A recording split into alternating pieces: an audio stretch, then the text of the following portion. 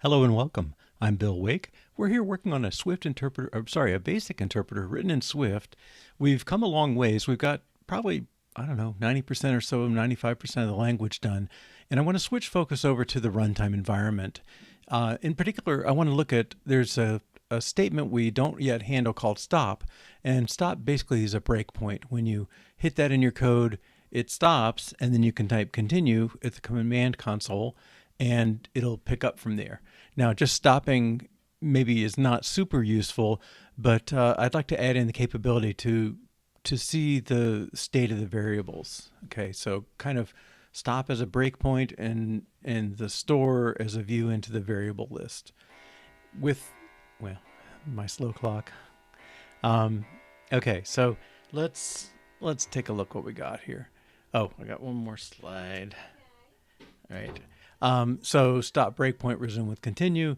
And then I'm imagining something, the store looking something like this, an alphabetical list of variables, contents of each one. If it's an array, some sort of deeper view that pops up a window that lets me see the indexes and the values, something like that. I'm also thinking the commands. Maybe we could make use of some buttons or something too. I think I'd like to change the look of things a little bit.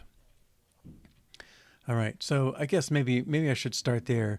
My notion is, let's see, let's run it once so you can see what we got.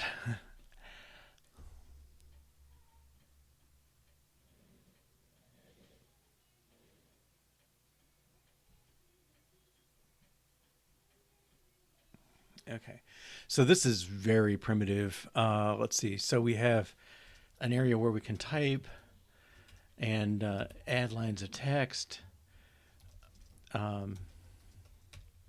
We can edit those lines, adjust them. Let's say print world. Okay, and if I list, it shows me, okay, 10 is world, 20 is hello. And if I type the number, it just deletes it. Okay. One of my ideas is I'd like to change this to a tabbed view on things. So I'm imagining a tab for code, a tab for running, and a tab for the monitor, the view of the variables and stuff. Okay, and we should be able to look at those. So let's, now this, I think we can keep the text commands available, but I'm also thinking like, let's put some buttons in. Like list can be automatic. I think we can just show the current state of the code, and editing, you could still edit in here, retype the line or whatever. We're not going to make a full editor yet, but you could see it going that way. The runtime, we haven't got input yet, so I'm not quite sure how we want to do that. But let's just start by putting some tabs around things. Okay, and all right, so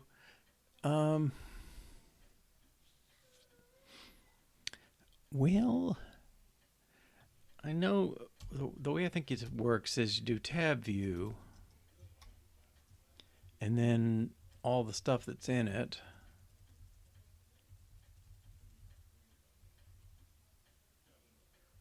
Maybe up to there. And then this. Okay. And then within this, let's extract a method. All right, this. Oh, come on. Oh, good. Okay. This is our code view. Okay. And let's make it return some view.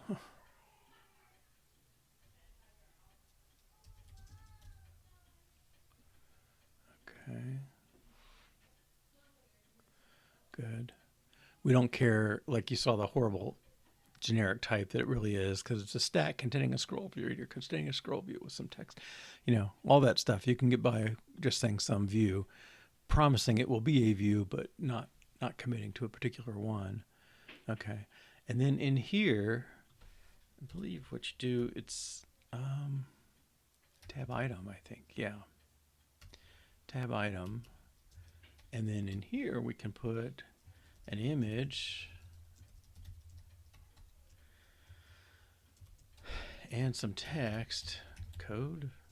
I don't know the best name, but I do have San Francisco is this image thing. I didn't check if there's an update. Okay, I don't see anything. I know they updated it with recent changes. I don't know if I'm even current to that stuff, so it doesn't matter. But I just need to find a logo that looks good. I'm hoping I type code and I find something. Eesh, those don't look codey. Braces, curly braces, curly braces in a square. Well, let's try that one. Curly braces dot square.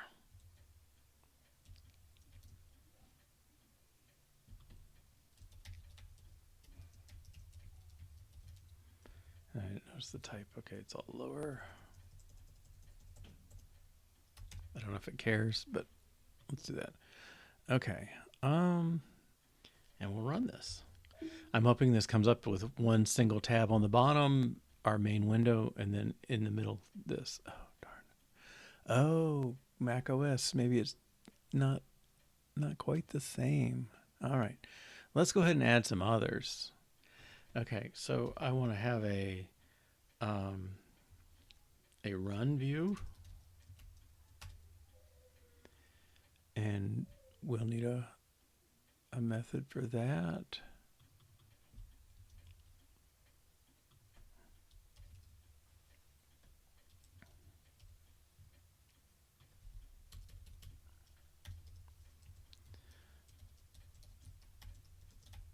We'll just put some text for now just to get it going. And this is also a tab item. And it's going to be a lot like this tab item.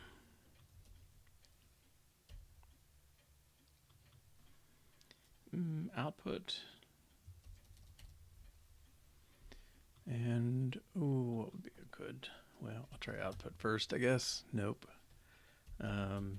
Page. No.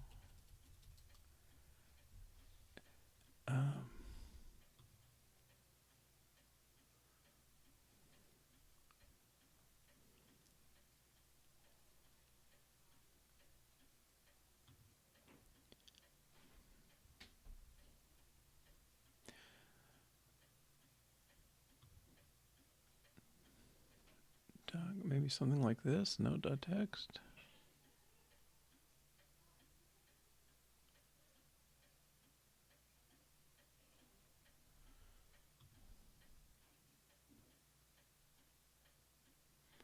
Yeah, let's run with that. I'll spend all day choosing image names.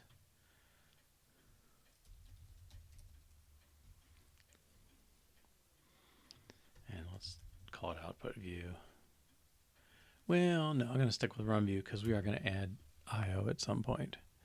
Okay, and then let's add one more. This is the I don't know, what do you call it in the debugger when it has your little list of variables?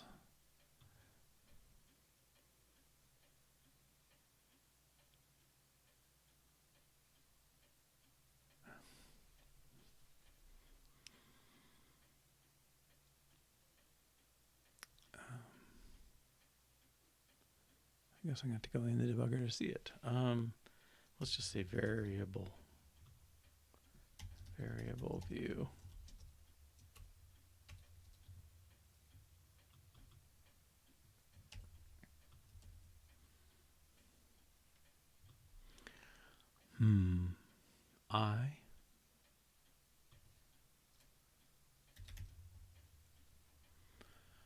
Maybe that.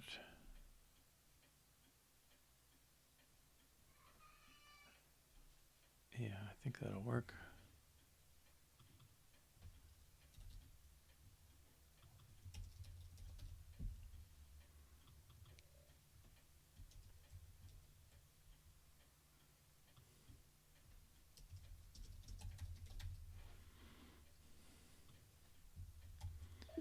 All right.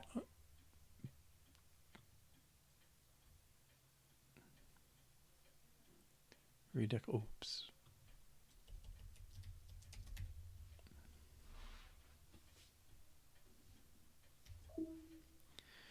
Copy and paste will get you every time.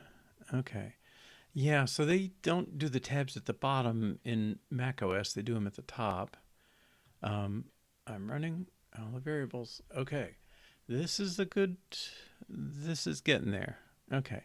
So the next thing I want to do then, I think,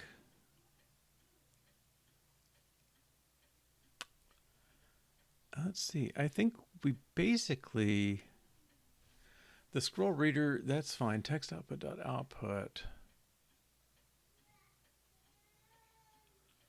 I'm not sure I want to see that here. I mean, that's definitely what we want in the runtime view. Okay, let's push this down here. The runtime view is just this big text output, okay, of the system.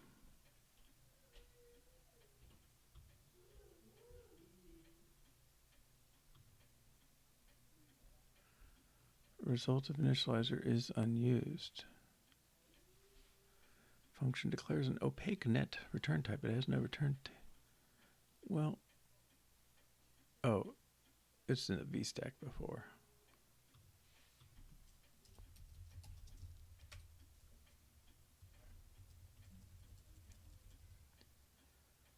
I don't think it needs to be. Maybe I just need to say return.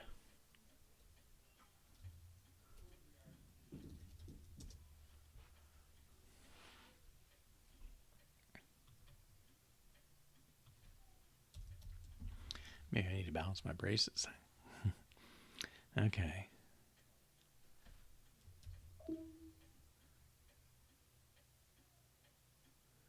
Okay, we don't want to code. Output has no output. Let's say 10 print hello. And run.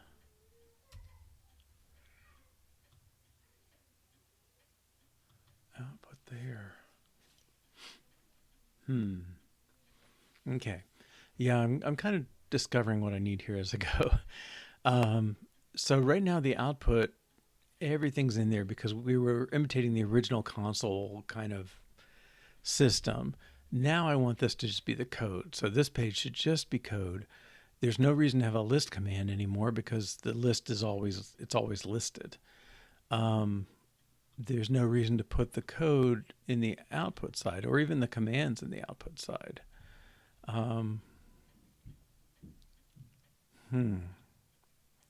Okay.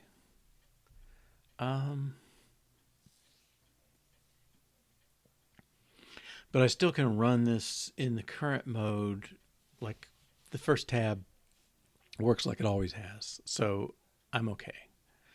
Now, what I really want to happen on run is I would like it to jump over to the next tab. And show the output of the program over there. And then finally this variables, we need to do something there.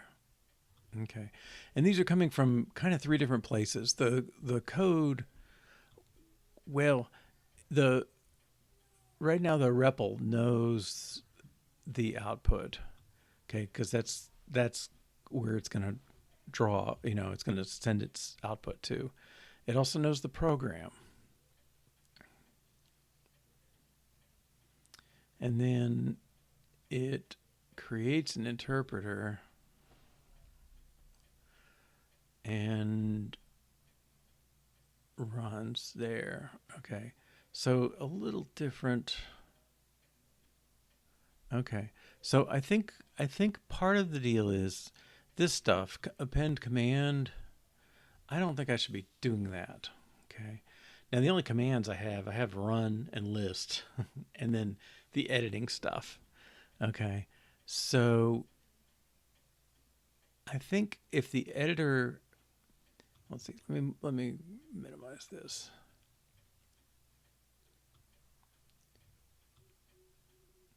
Oh, hey, Rick. Nice to see you. Okay.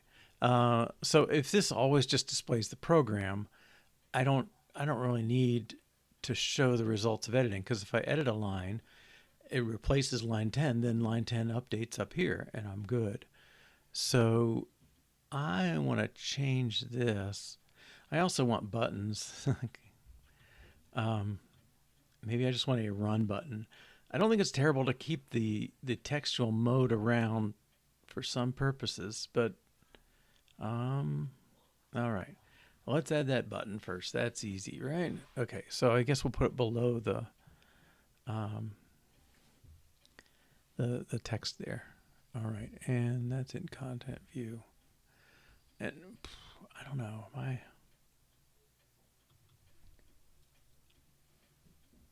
okay, this is code view. All right, that stuff's set. Down here, text field. Let's put a horizontal stack, a spacer, a button, and a spacer. And then button, I just don't remember how button. I think you can put the label here, and then the action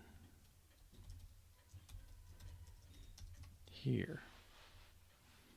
Okay, so I'm saying I'm going to create a row of buttons at the bottom, and I want this thing centered, basically.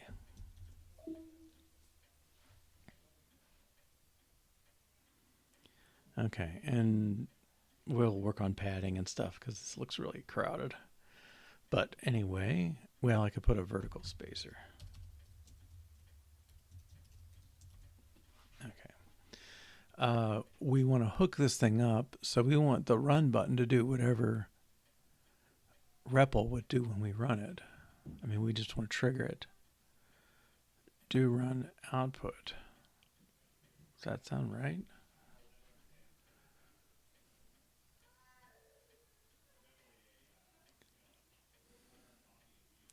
I mean,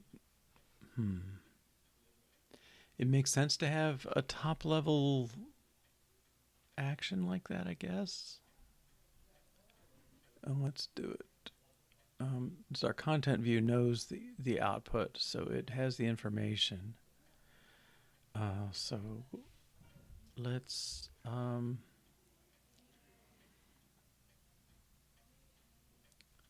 we need REPL dot do run with output. Okay.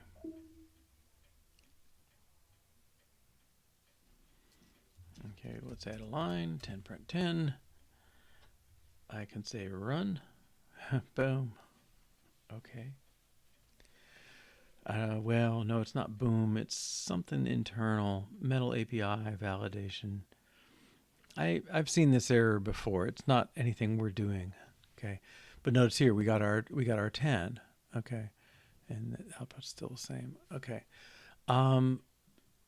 that tells me our run button's doing something. That's good. Okay, now this text. Scroll to text field text. I think this is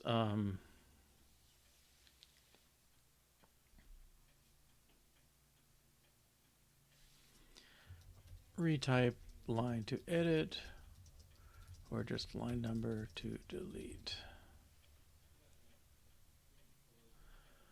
Okay, and let's just see if that looks a little good.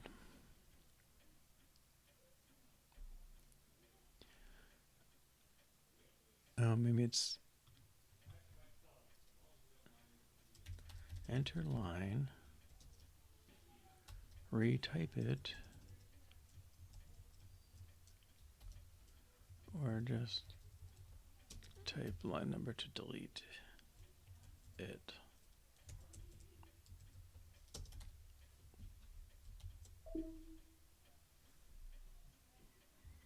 It's kind of a long statement, but All right. Um, cool. All right. Let's lock this one in. So what we've done is we've added tabs to REPL, and we've added a run button to first tab.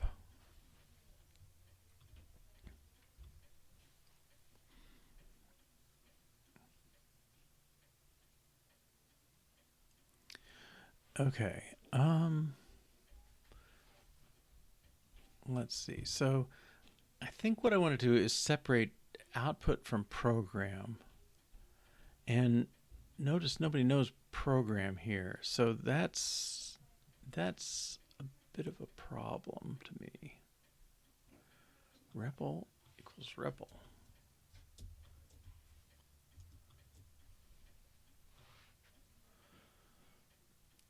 And REPL creates its own program.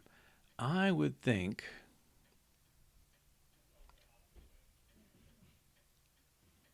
well, there's output.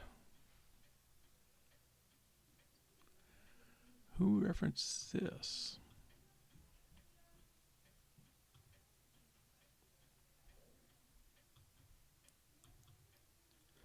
Oh, the execute.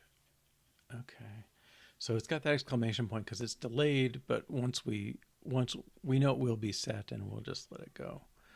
Okay. I want to say program and program and output should really be coming in from outside. And once you have them,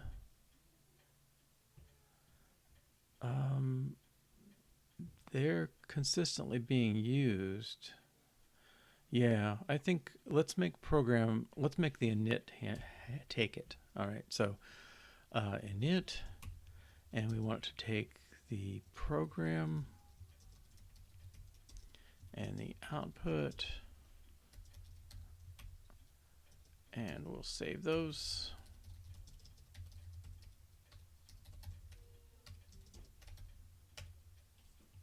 Okay, so given that, we don't really need this anymore. And our content view needs to call those. Oh, maybe our program is not observed object. Maybe it needs to be. Okay, I'm taking too big a step here. Let's go back to the REPL. Let's pass the output in for now. Okay, and so content view needs output.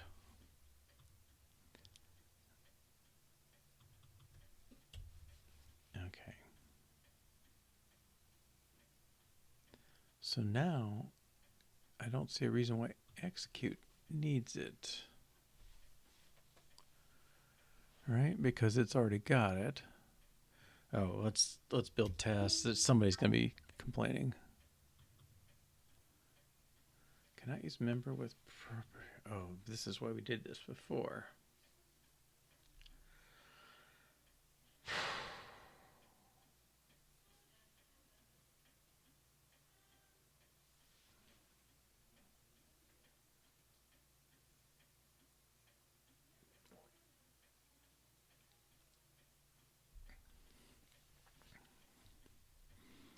Maybe we don't need the REPL to exist there.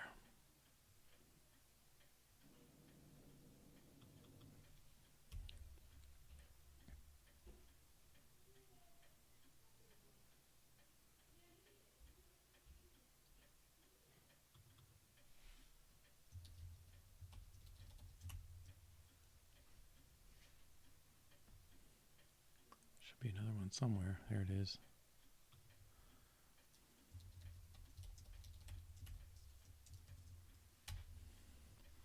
So we're just building a new one as we need it. What? I think that's spurious, but some tests are going to complain.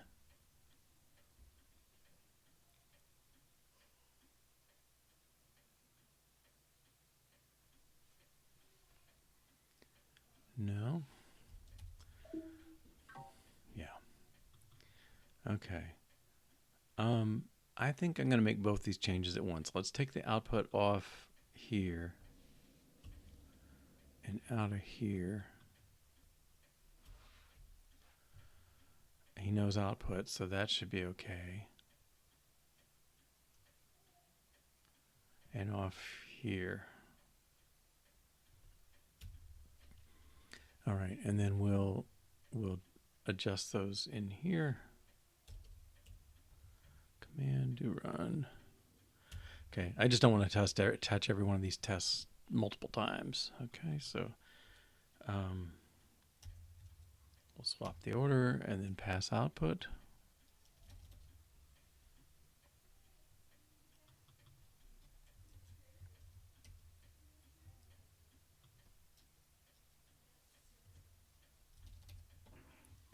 Oh, execute doesn't need it, yeah.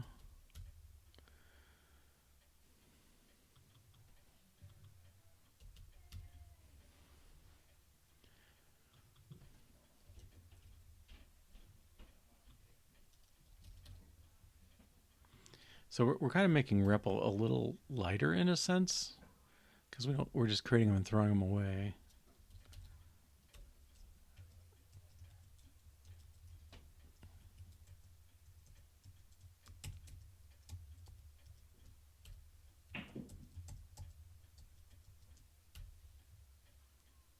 Couple more.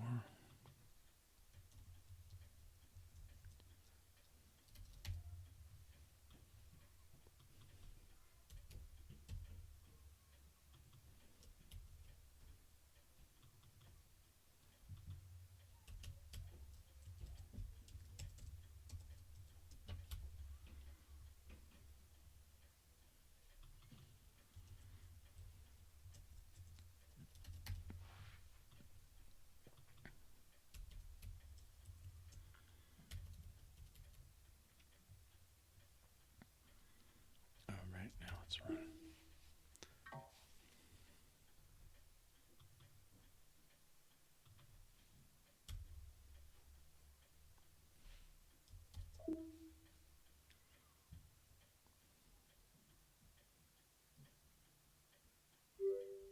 Yay. All right. So we made output a constructor parameter to REPL. Okay. And I'd like to do the same thing with program, but program. Maybe I can do it in the current state. Okay, so where's content view? I think if we just give it one, we're saying nobody's trying to look at it. We're just holding it. I think that's allowed. Okay. So let's do it in small bites. Okay, so my goal is to get it passed into REPL constructor just like the other, and then I want the code view to find this to be an observable object and then do it like that. Okay. Nobody cares if I create an object I don't use. All right. And now let's pass that in. Where's REPL go? And REPL. Okay. And I guess the program comes before the output. Does that make sense?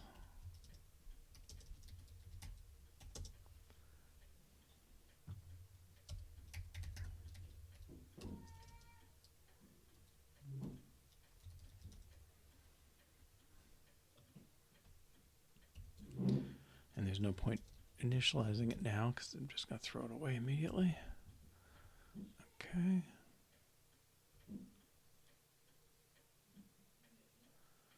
All right, so now we should get complaints about people not passing in to the REPL. So let's pass in the program.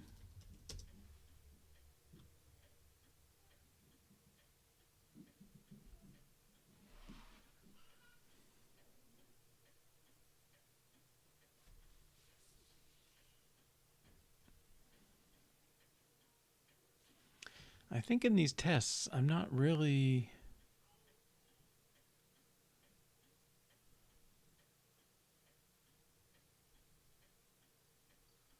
No, maybe I should create one just to be kind of super clean about it.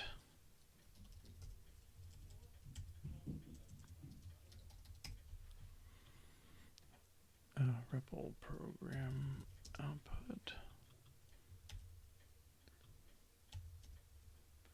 We'll add one of these to each one of these.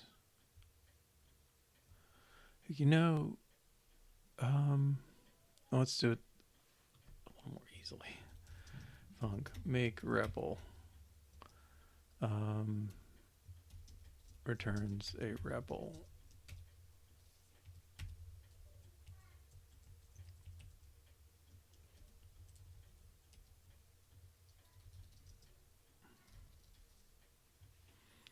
Well, let's just inline this.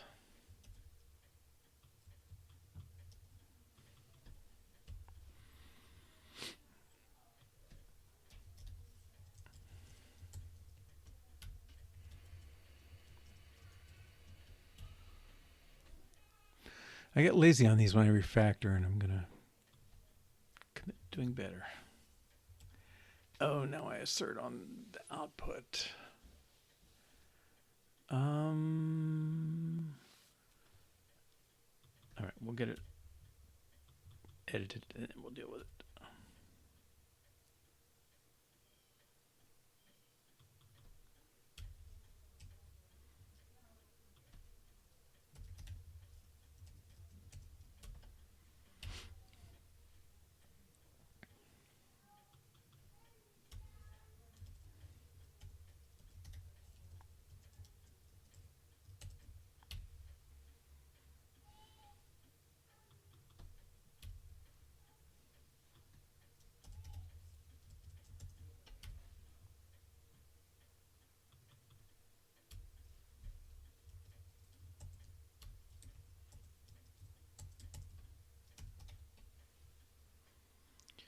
Okay, what have we got?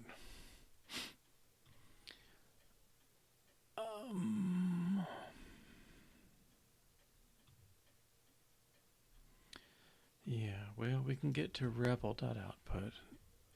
This assertion leaves something to be desired, but let's make a minimal change for now.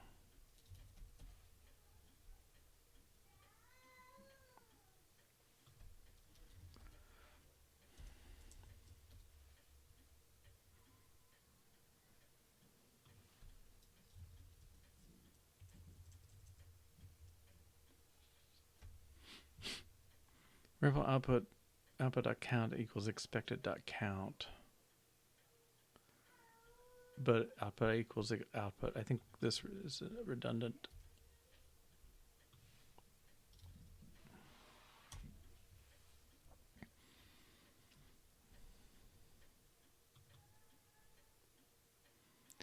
REPL program.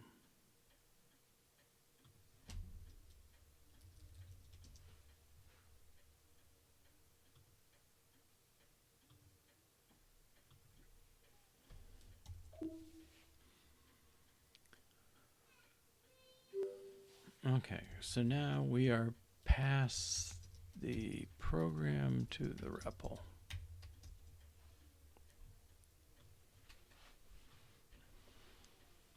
Okay.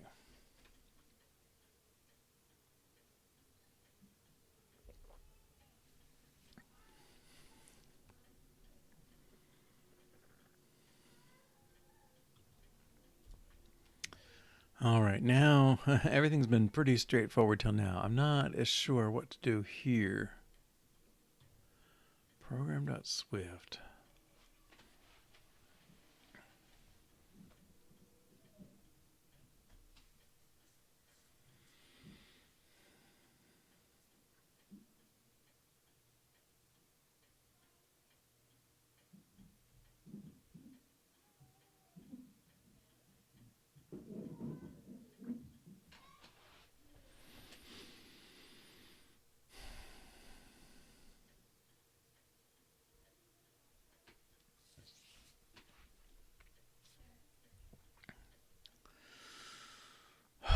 if I make this field published,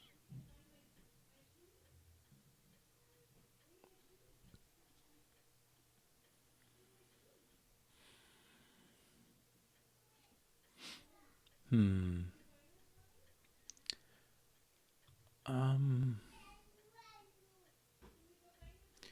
right. This may go horribly wrong. Output.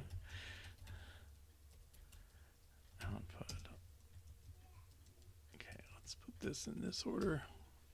Okay, observed object.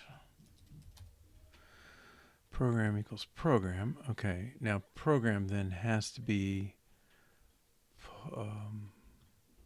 observable.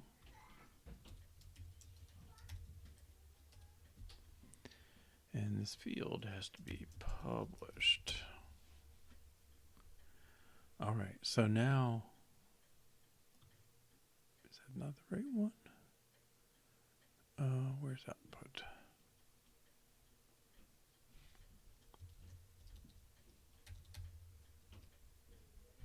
Oh, parent class, okay.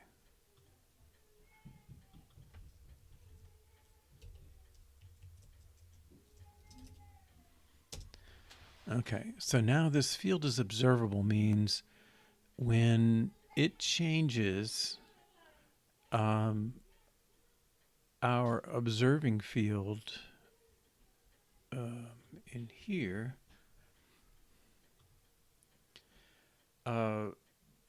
will be notified basically, and it's going to redraw the fields that depend on it. Okay. Right. So I think all tests should be fine. This is extra work that's going on in some view case that we don't have occurring. Okay. So make program observable.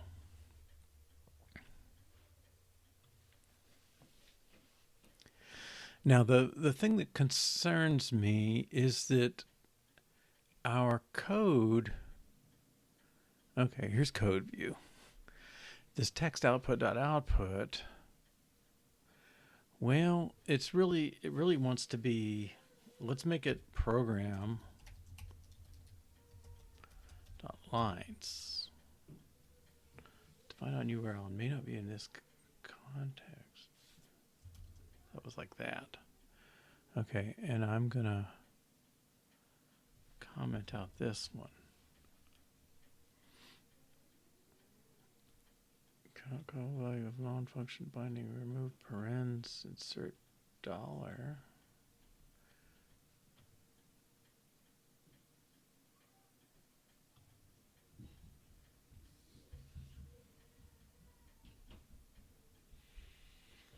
Yeah, okay. I think I'm saying I want the program to have lines. All right, let's add that value. Lines.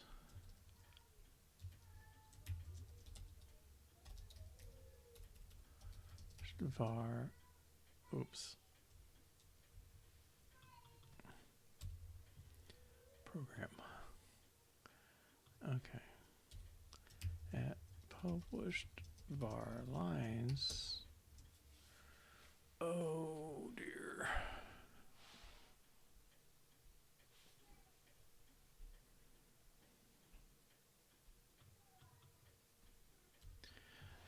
The problem is I want to display this sorted, which is what our lines method, our list method does. It sorts by the keys and maps. Maybe what I really want is a sorted dictionary. And I think there is one in one of the collection helper classes that's not really an official class, but it's kicking around, and I'm not quite sure of the status of these things. That's what I really want. And then this thing, you could look at it and get that out of it, I think. What if I just do program for now? What is it going to show? Content view. Let's just do $program. I don't know if I need the dollar there. Conform to string protocol.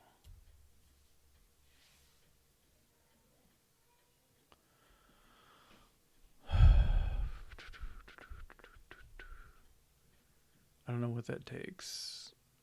Program.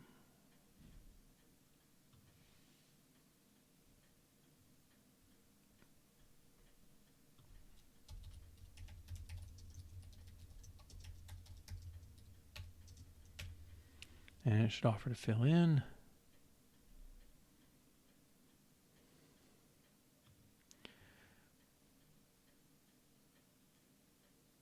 Required initializer in non-final class program. Let's do this much. Oh dear. Okay, that's more work than I want to do. Okay, let's cancel that one.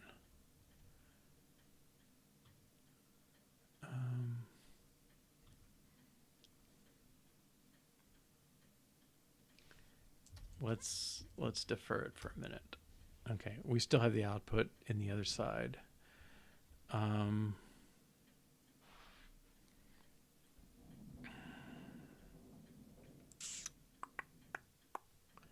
right, so I believe test should run.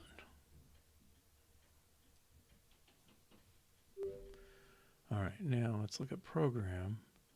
I'm going to close out some of the other tabs we're not looking at today, or at least not yet.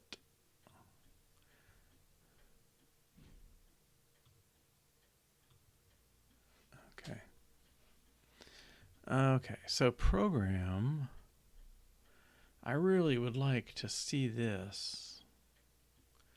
Let's try it.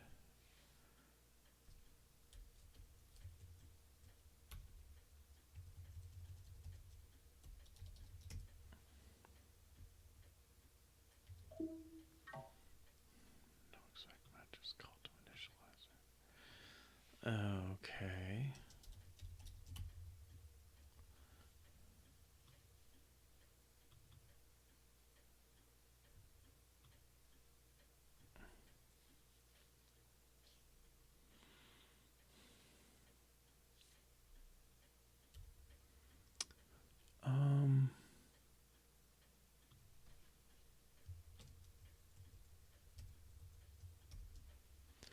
All right, let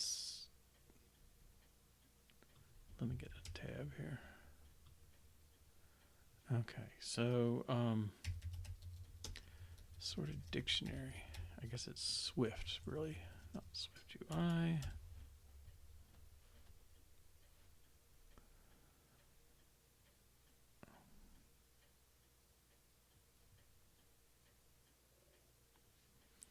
I don't know where these things are. They're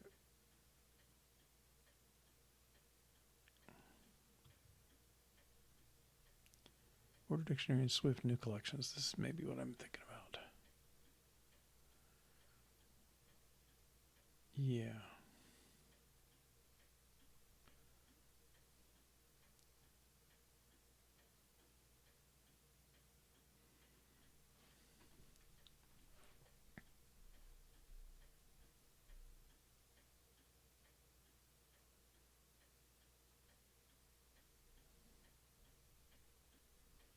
Whoa, what? Key 0, key 1, key 2. Okay. The example's a little unfortunate. I'd rather have seen key 2 and key 1 added and then know that they're... Okay, so it acts like a normal dictionary, yes. It can remove key and value. That's all sort of standard. Here we go.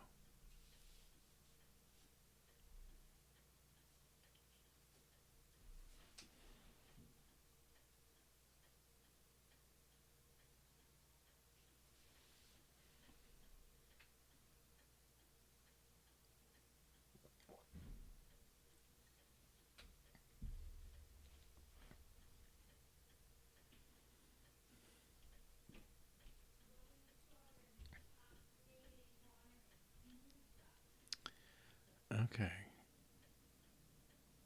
Swift collections. I don't know this site, I don't think.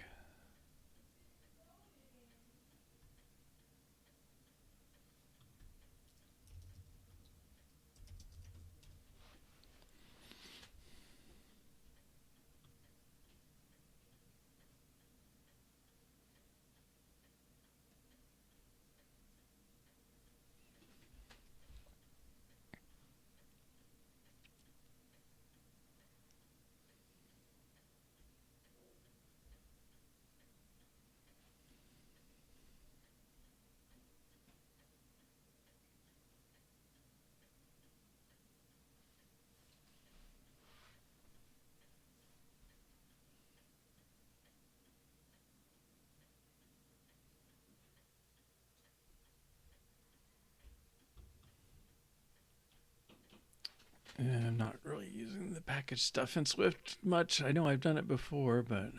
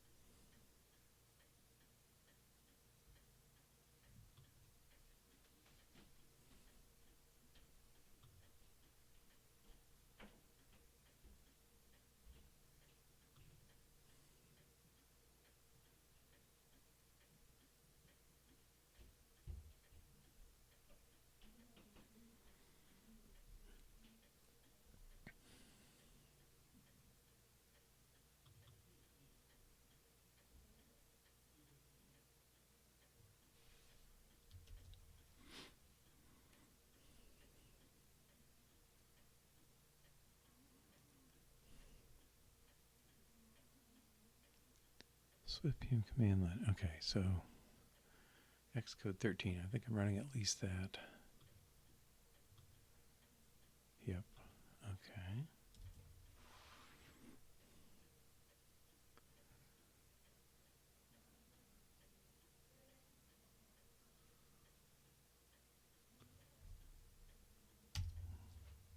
Guess I was a little remiss there. Okay, let's try this.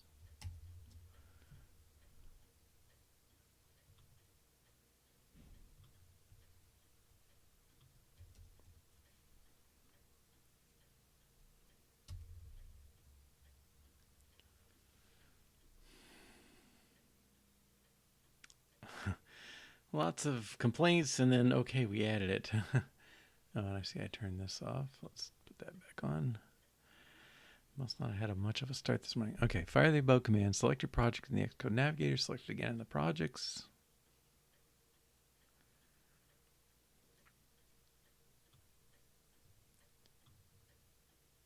Is that this one?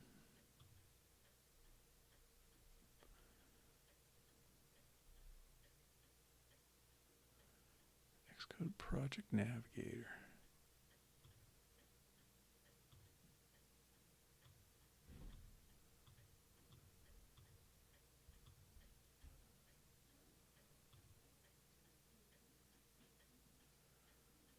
I don't know what they mean.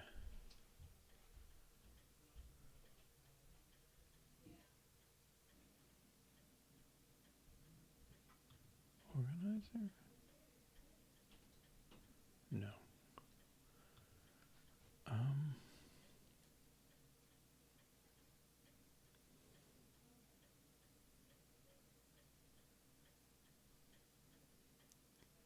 Select your project in the Navigator. Maybe that's this. Okay. Select it again in the projects and targets list.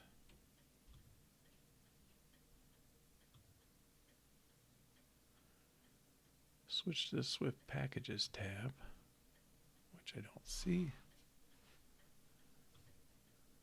I don't see there.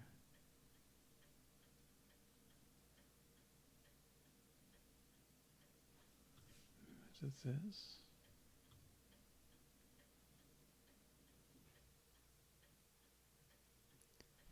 I feel like I'm supposed to be seeing something and I'm not seeing it. Let's try this.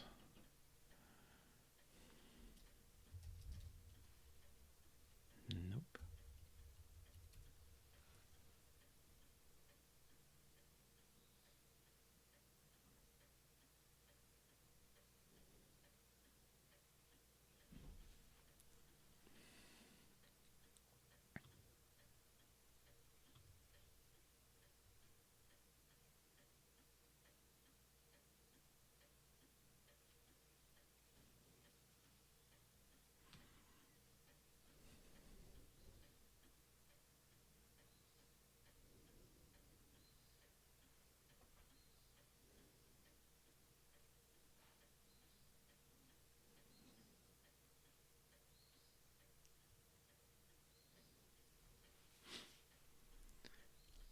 Okay, select your project in the navigator.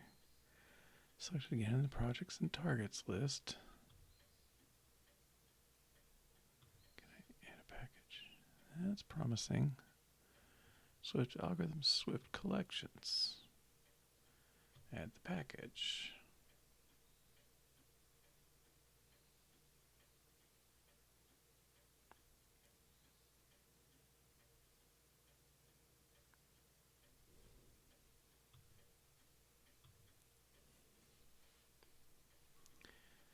I don't know what that means. I said ordered collections.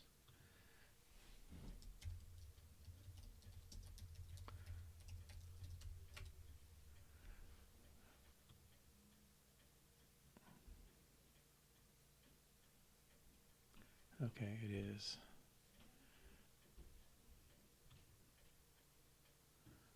I don't know if I need them all. All right, we'll see what happens. All right. Where are we? Okay,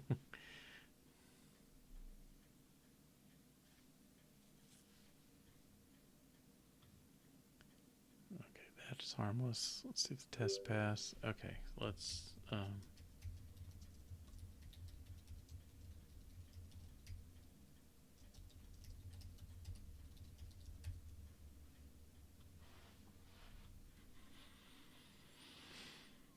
okay, now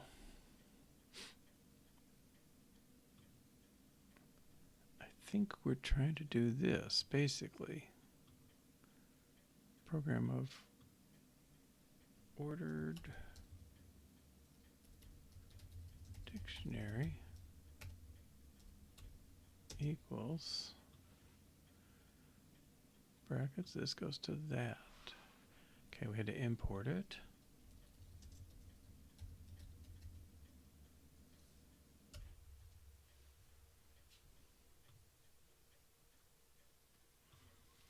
Okay.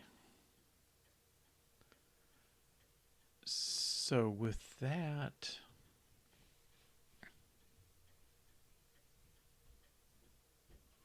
I don't know how it type checks, but it should be a drop in, I think.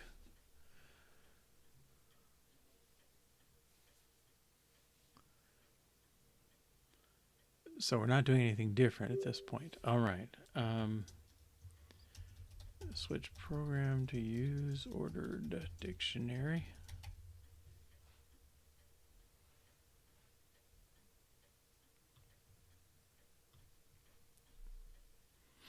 Okay. Now the list.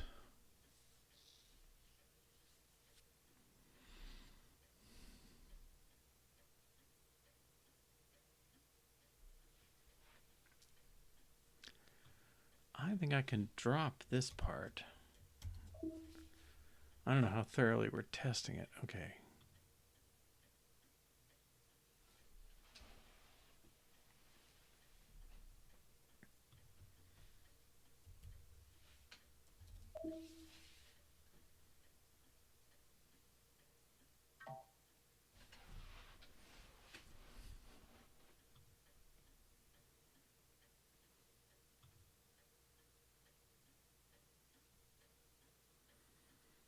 Right. What happened to the drop last?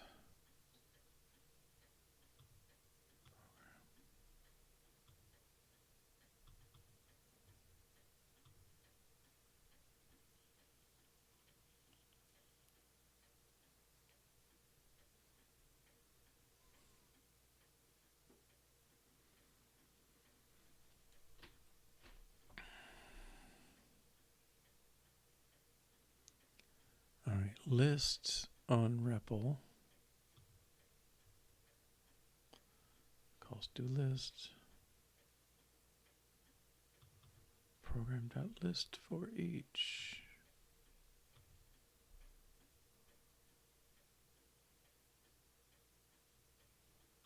Why is that not dropping? Okay.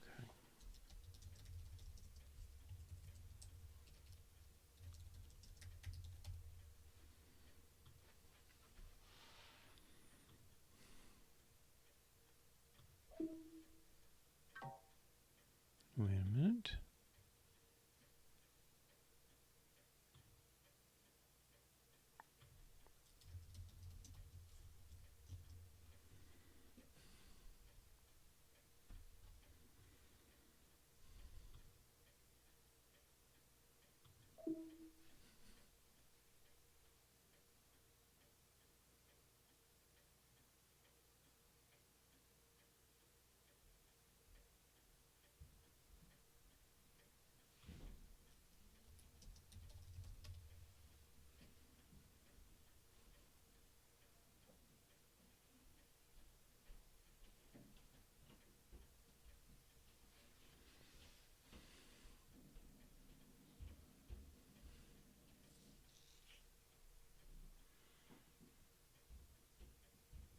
How's that even right?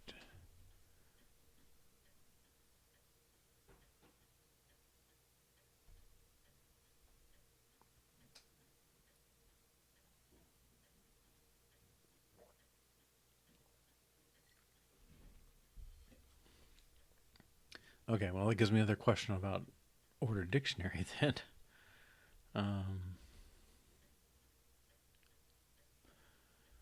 Key 0, key 1.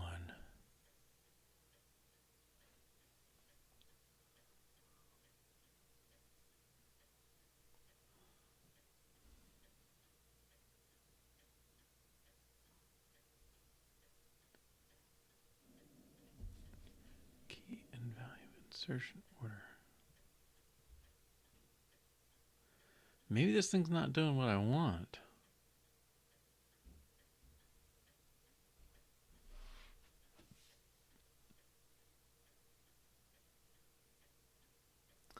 It's not. Oh dear.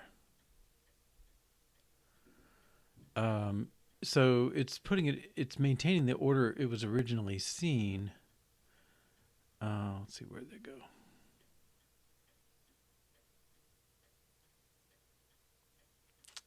Yeah, you know, when I asked for a better example,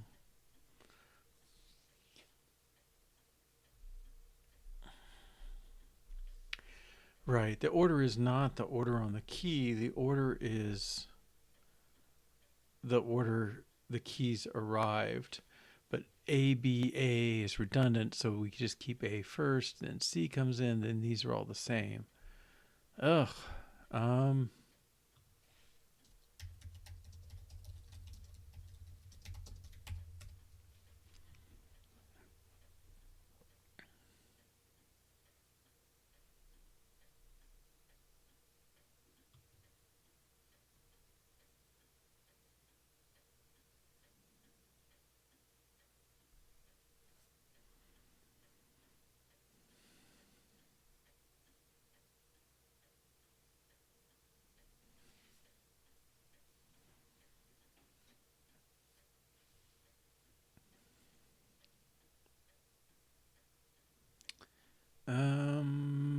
Okay, let's back up.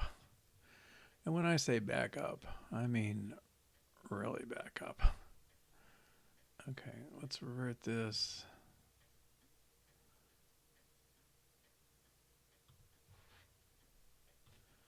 Okay, and then I want to go back.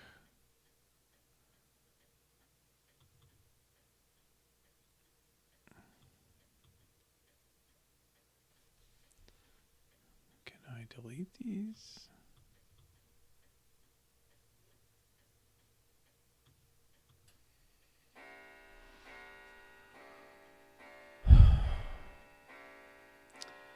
The problem with they say, you know, you want to do something, You want to get good at something, do it a lot. Well, I don't really want to be good at this, and I don't do it a lot. I'm not very good at it. It all goes together.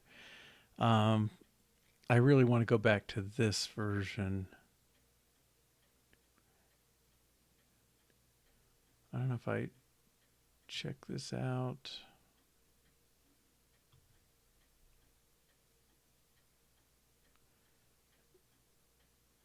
Let me go back to this one.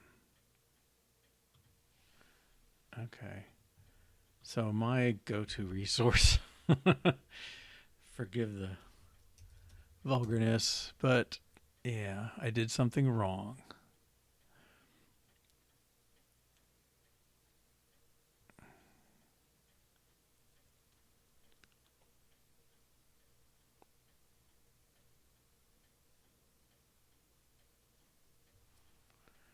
Okay, usually one of these is covering me.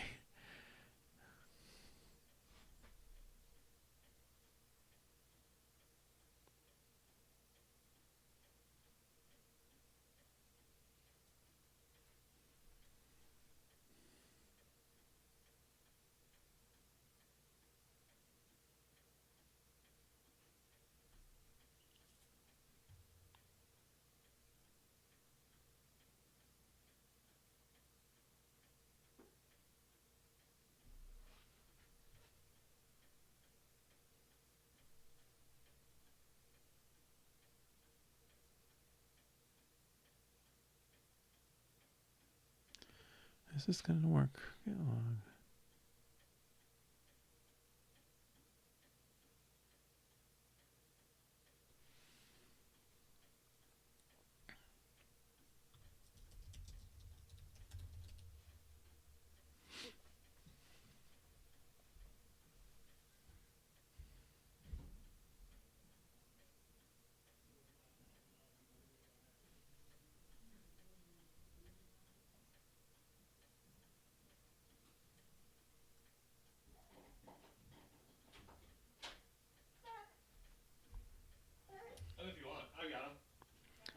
So I get a little interruption here. Let's take a break, 3-minute break.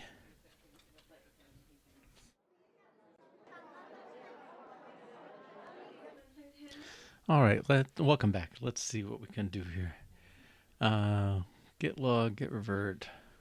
I don't know if I've already committed if this is an option or not, but get revert EE270A.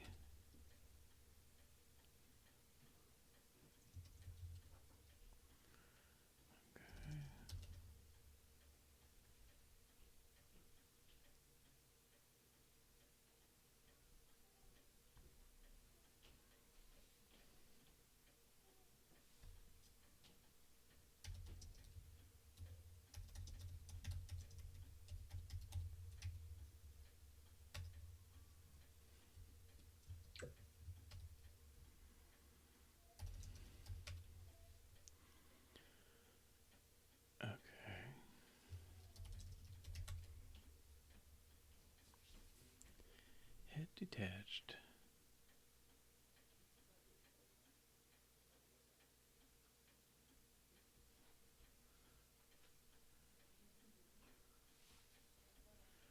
Let's see what took over here.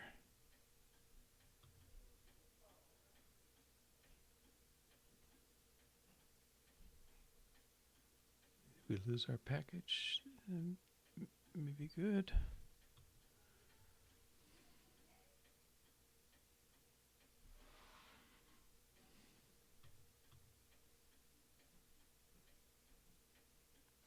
I feel like I'm doing something wrong still.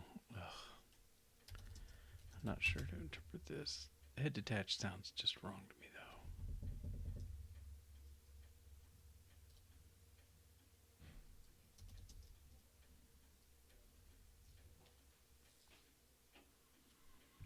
though. Well, let's run tests, I guess. That would tell us if we're on the current path. Program should no longer have ordered collection. Don't need the breakpoint. Okay.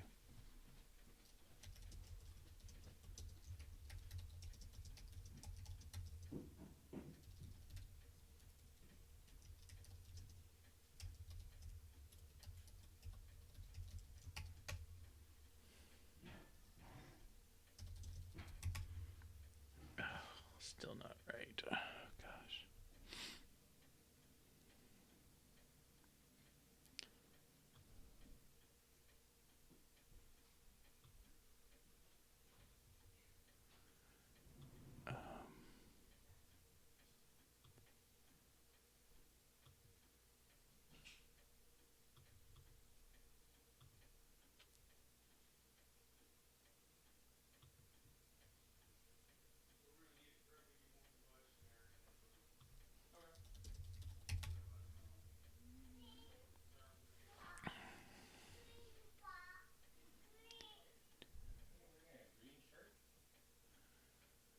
Okay.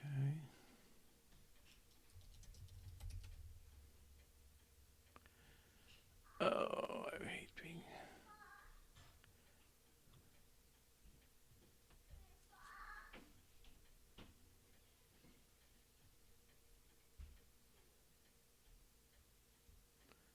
Okay, that's really backed up hard.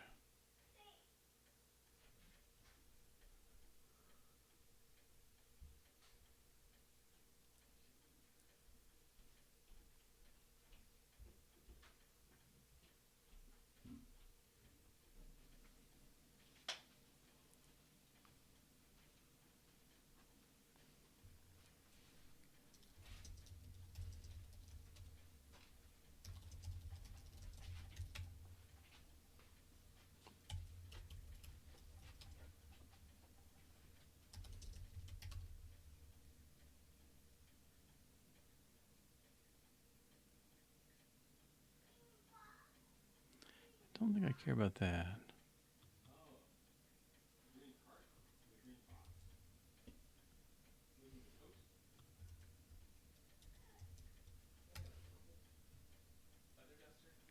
Okay, I'm getting back to where I was. I don't think I have any branches other than this, so don't worry about that. Okay.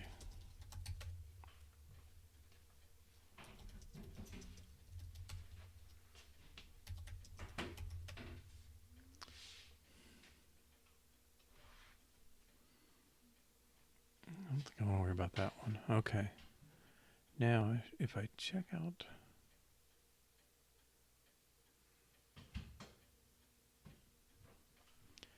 Well, maybe I don't need to check it out. Maybe we can just go forward. Okay, let's remove this. Okay, program should be complaining a little.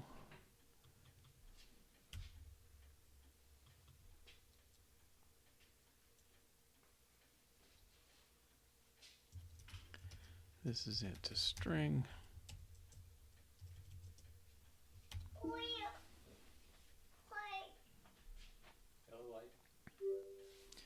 Okay.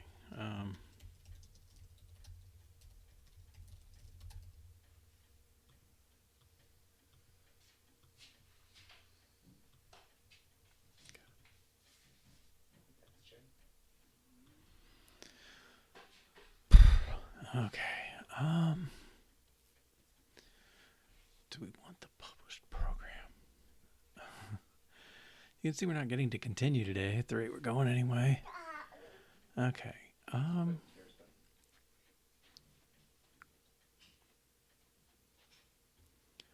The deal is I want to look at this.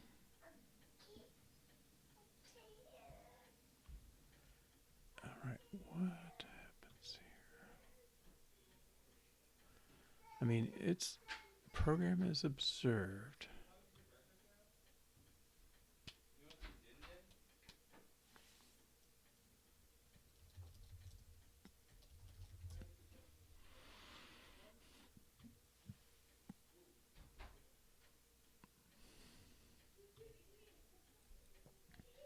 I don't know if that. I don't think that's going to build. Yeah. No exact matches to call to initializer. Okay. Let's try saying Swift UI observable dictionary.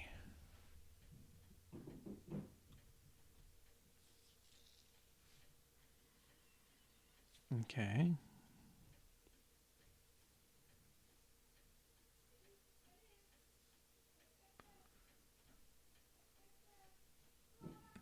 Make player score an observable class. Yes. Published bar value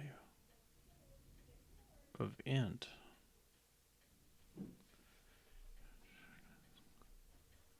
Ugh, I don't think that's helping any.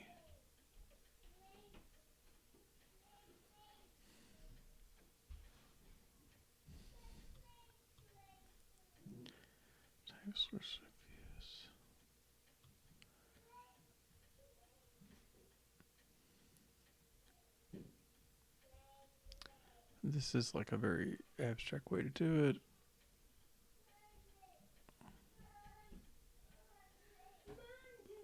Observable dictionary. Okay, let's see this.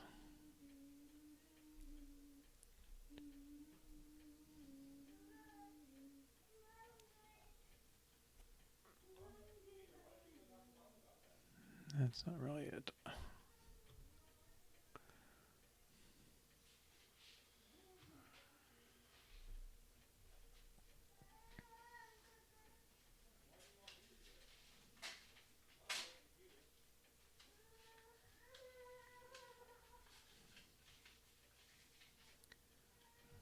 Okay.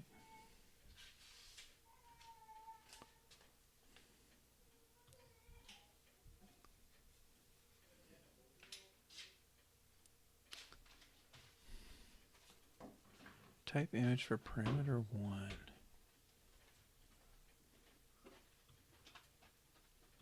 Let's do this.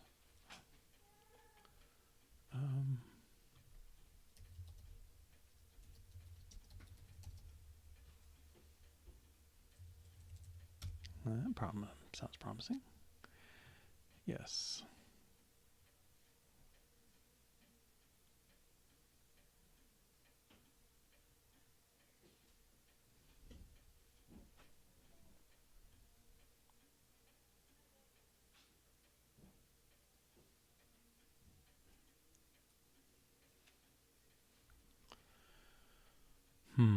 Reach dictionary sorted by greater than. ID key value in. Yeah, let's try something like this.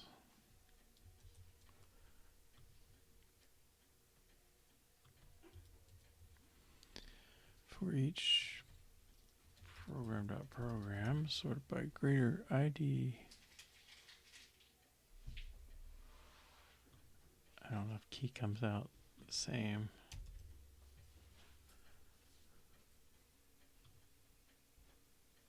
No exact matches in call.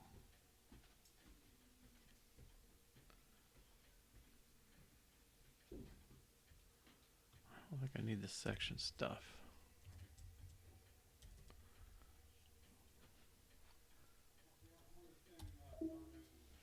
Something's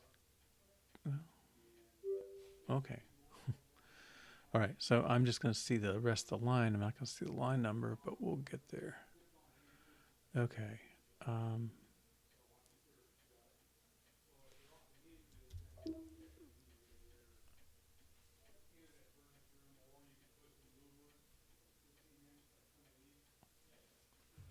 Okay. Yeah, well, let's get some.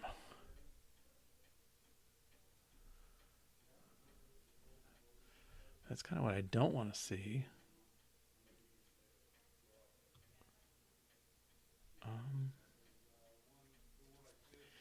Maybe it's okay. It's there implicitly if you don't have it. Okay, but I want this left justify. Now I'm all picky. Let's put some code in. 10 print. Okay. That is not right.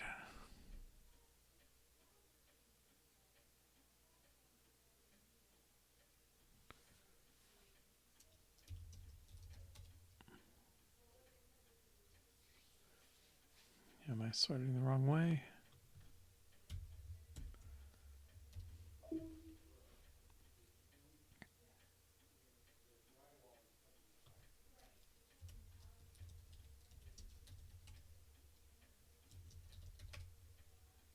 Okay, that's more promising.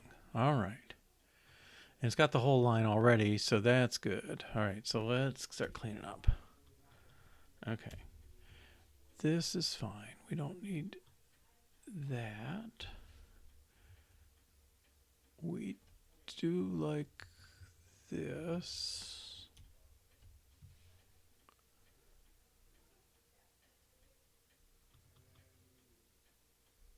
I don't know that we need that.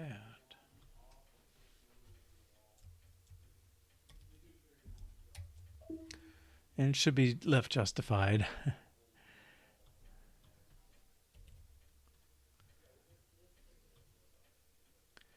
Okay, that's fine.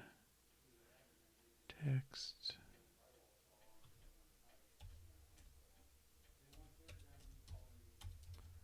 Justified dot margin.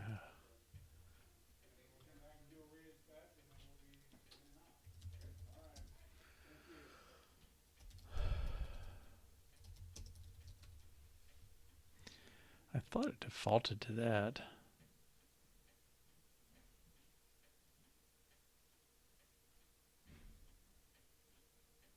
Oh, it is the frame. Okay, alignment, yeah. Yeah, right there. Okay. Oops.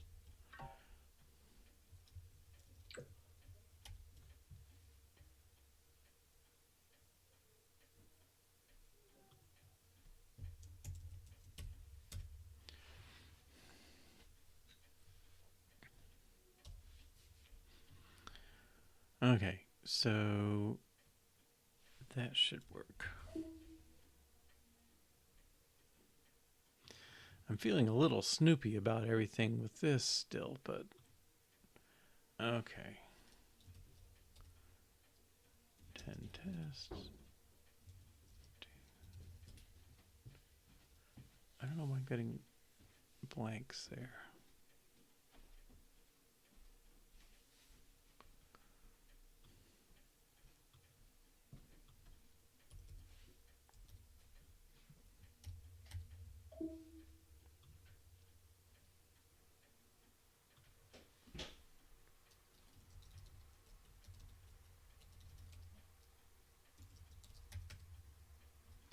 Okay. There's just some sort of padding too much of it. Okay. I think we've done something good though. Because now every time I put something in, right, it's automatically listed. And so we don't need a list command anymore. All right. And so I think let's take that out of the REPL.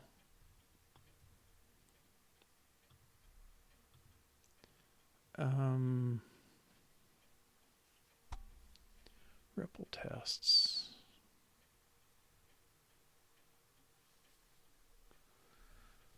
There's REPL.output. Yeah, we don't want that to go into the output. I think this command's just going away. Now, this might be...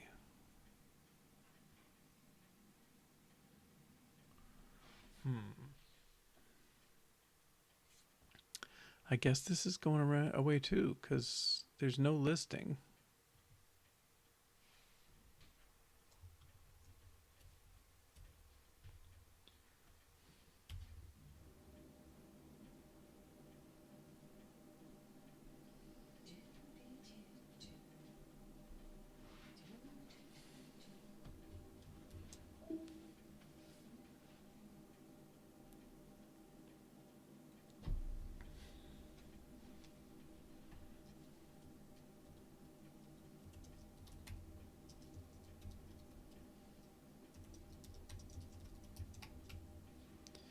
Okay, so automatic listing now. Let's take the code out. We don't need a do list anymore. And we'll take this out here. Okay.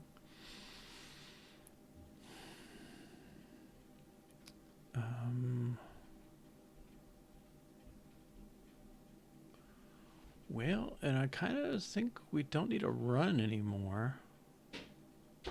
We still might want to test do run, but we're not going to look for this command anymore.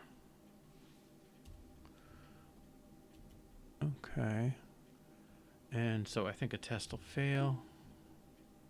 Kind of doing this backwards, but it's okay. Yeah. REPL run. Well, I think we can say REPL.do run.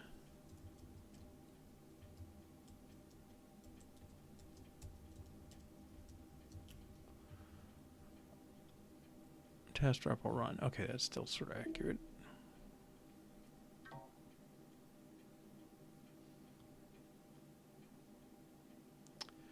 Oh, we don't have the run command anymore. Okay, fair enough.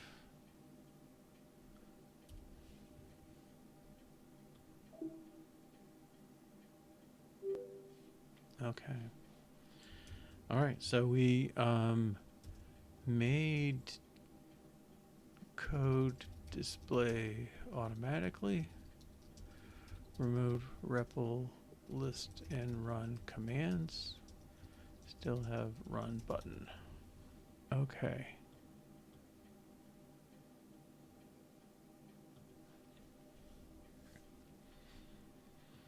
Now, the only bit that's left, what I would like, oops, let me run it again.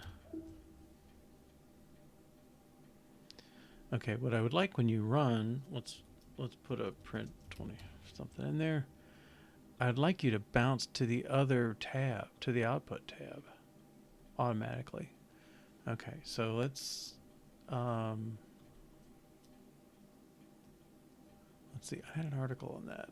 Let me see if I still have it. Is this it? Yes. Okay. Switching between heads programmatically. Yes. So you want to switch tabs.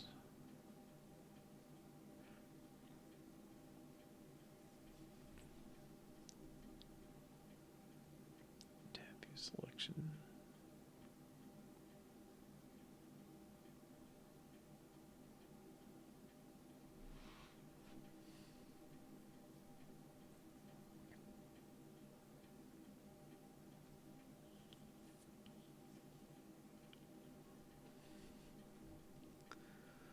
Oh, I see. Well, those indexes are pretty ugly.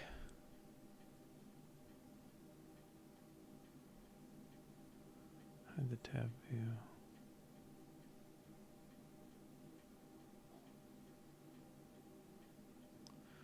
Okay, let's go back.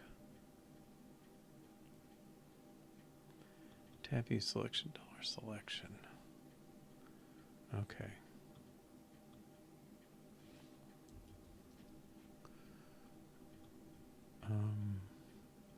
Content view.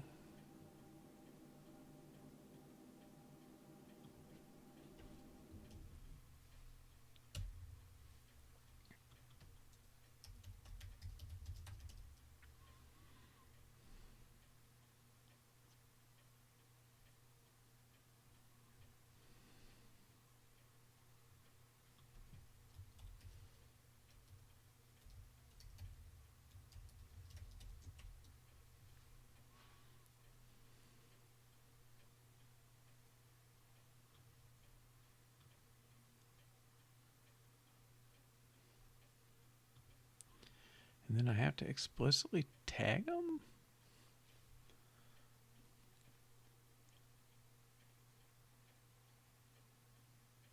Okay.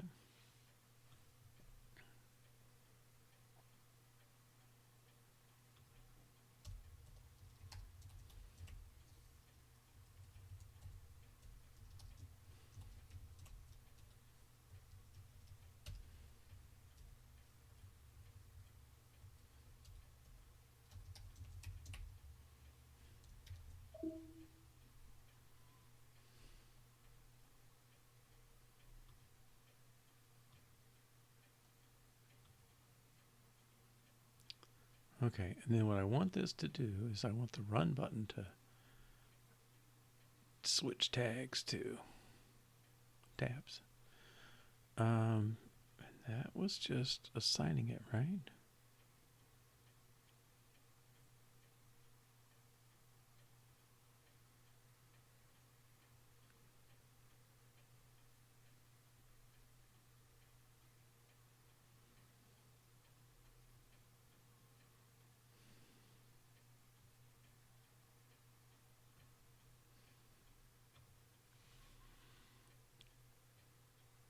Okay.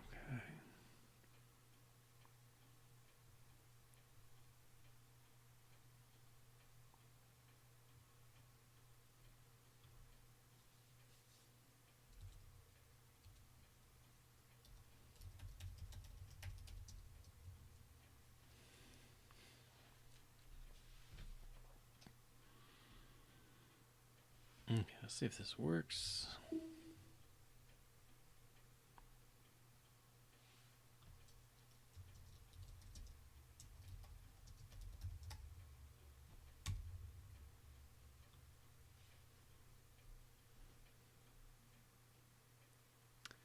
That's getting there. Okay, I guess the output is still being written.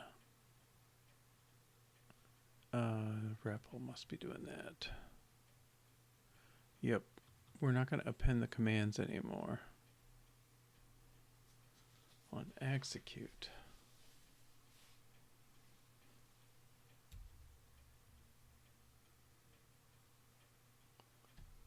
Okay.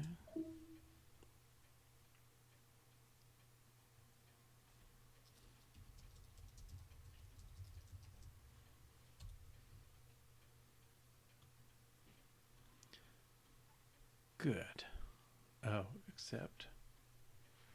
Oh no, we still have our tabs. Okay, I think I want them at the bottom, but that's just not where they are. Okay, and we're back. All right, so make REPL no longer echo commands. Switch to run tab automatically.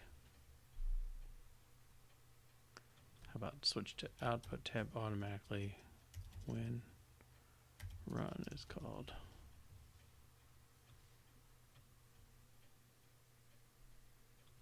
All right. Oh, and I haven't been recording any of this, have I? Okay, it's Monday. Input, no. Well, what we said we were going to do today is stop and continue. And what's the other thing? Store. Oh yeah, we haven't done any of that yet. Store display, which is actually variable display. We did the tiniest bit there, but the real thing we did was switch REPL to have tabs for code, output, and variables.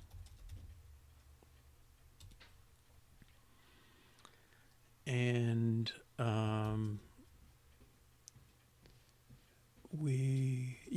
I guess that's what we did. Oh, and then delete commands for run and list, and add a button to run. Okay. I believe that's what we've done today.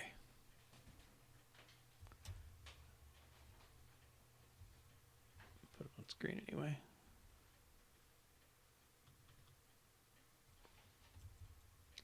Okay. This is episode 34.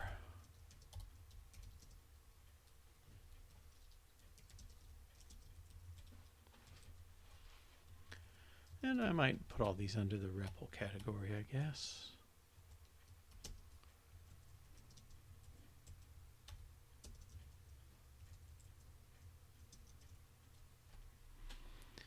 Okay, that's all good. Now, stop. All right, so stop is just a program statement. Let's open the Lexer. And let's see, stop return keyword. It's right there. So we don't have to worry about the lexer. Let's worry about the parser. To let, okay, I don't see stop. Okay. And we need parse.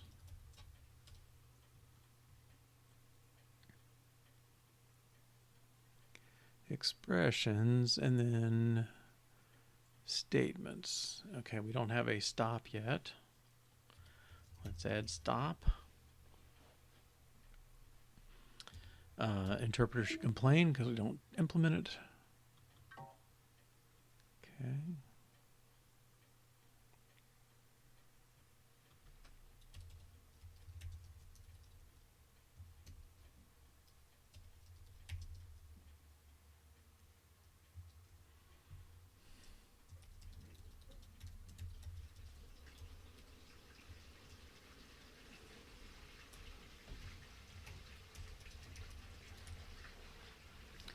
All right. Separate build.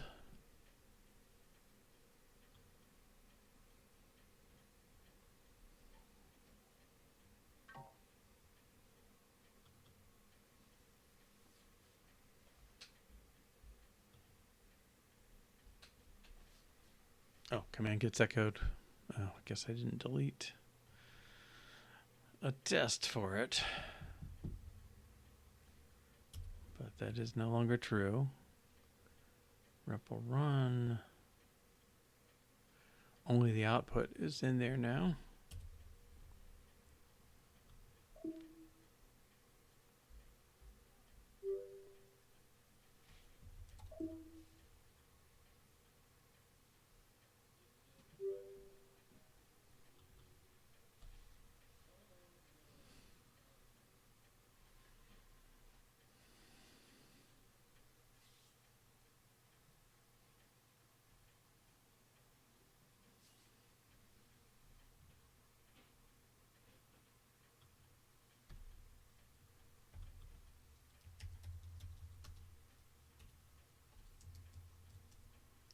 Let's do like we do below and just double check REPL sub 10 should have the value 10, print 42.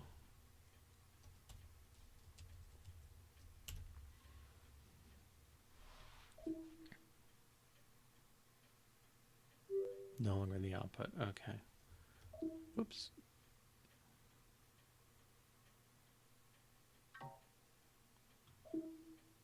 What's the failure?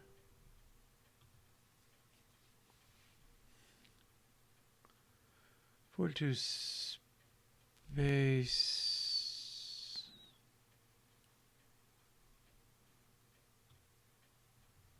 blank 42 is not equal to blank 42.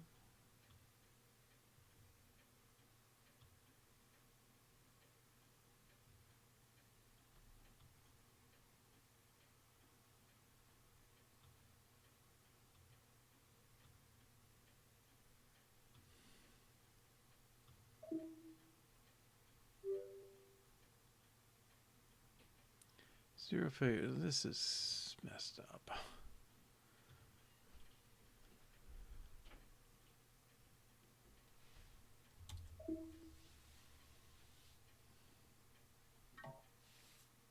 Okay, REPL run is still not happy.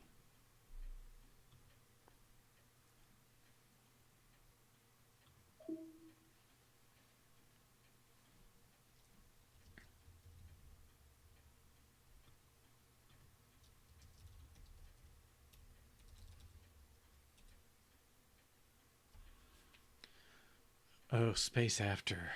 That is... I think that is actually correct.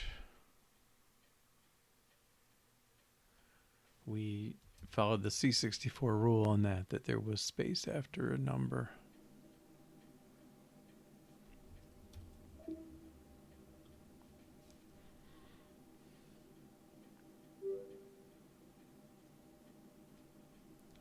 Okay.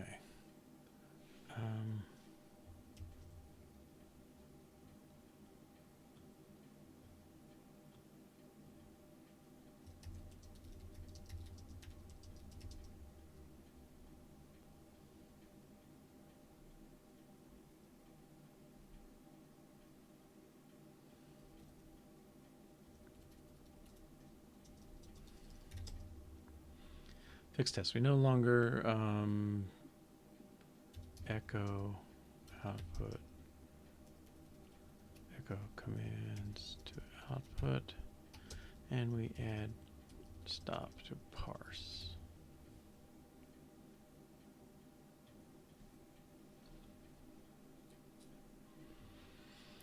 Okay, let's go back to parser.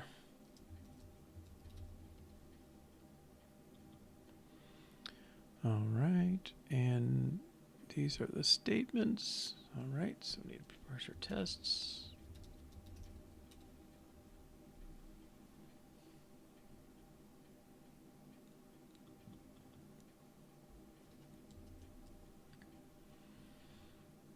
It's about the last.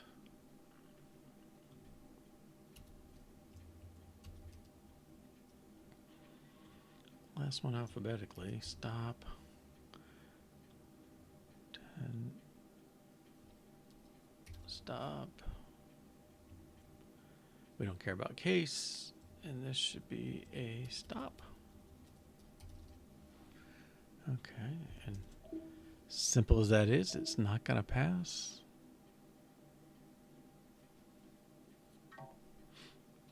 Okay. We got an unknown statement error instead. That's what we expected.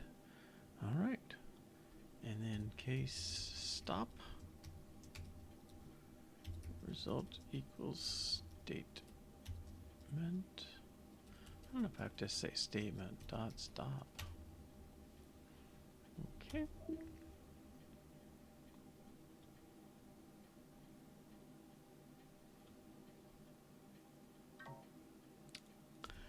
Okay, that was unexpected. Statement 10, extra characters at end of line. Oh, I didn't consume it, did I?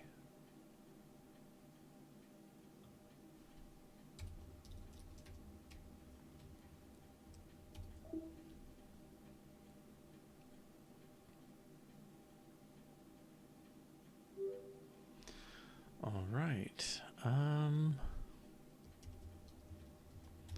Parser supports stop.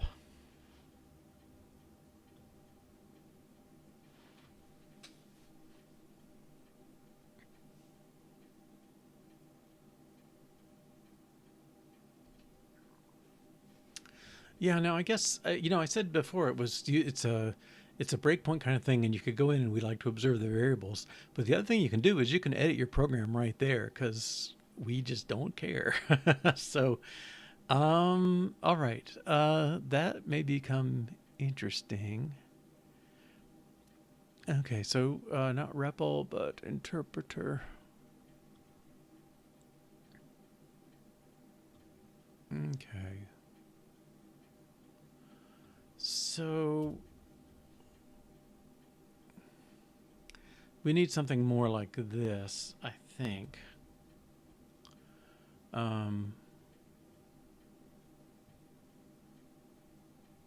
So big.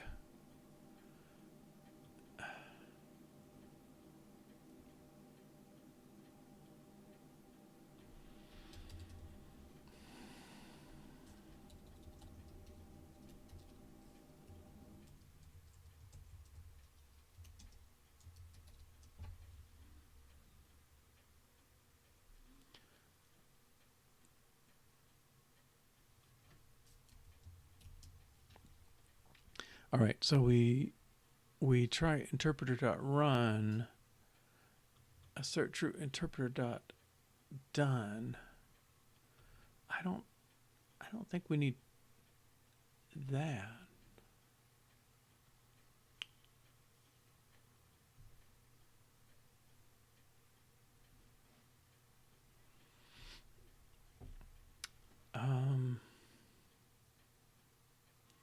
Well, we want to make sure run just comes back is really all that we want to check.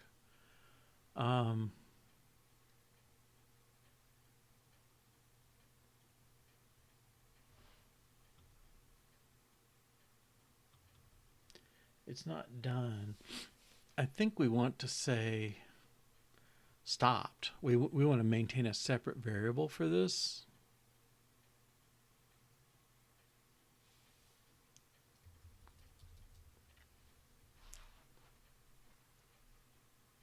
Okay, and let's make a variable.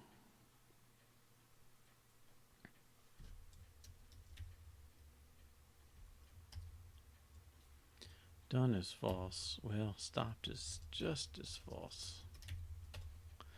Okay, done meaning we hit the end, and stopped meaning we hit a stop. All right, and if we run this test, it's gonna not return.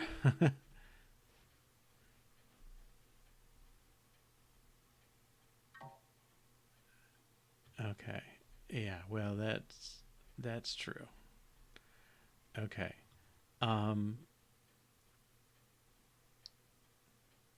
if we didn't do that, well, I guess we know our challenge.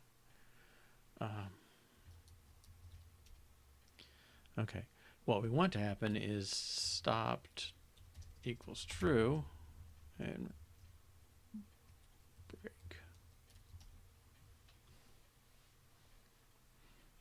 Okay, so if the program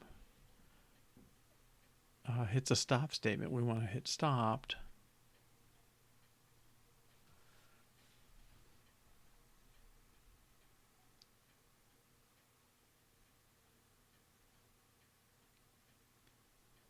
Well, okay, this is going to work, but I don't think it's enough because it's continuing to run. All right, so maybe we'd be better off with one of these check program results things.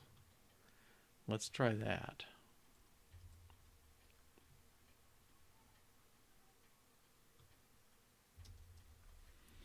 Okay, let's do 10 stop. 15 print, 16 end. That's fine. Although, I don't know. I just got to do that. All right, and I'm expecting nothing. We may get that new line. I don't even know if I expect that.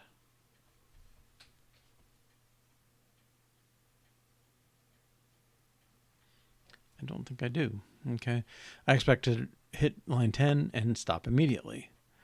And I think what's going to happen is it's going to print 15. The variable is set, but we're not looking at it. Okay, good.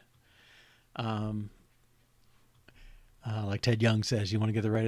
You want to understand that you're failing for the right reason. Okay, and so really, what I want to do up here, run, it's not done and not stopped.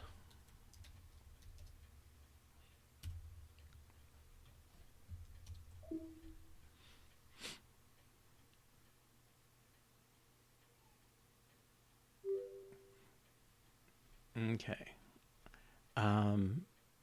That's good. Okay, so now stop stops execution of run loop.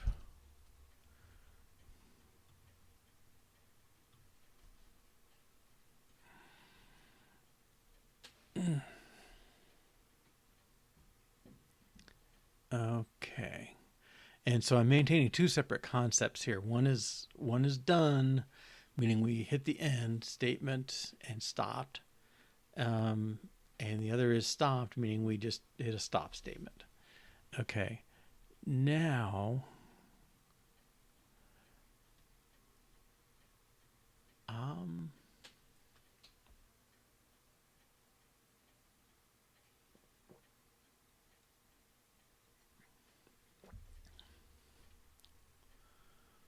run. Okay, I think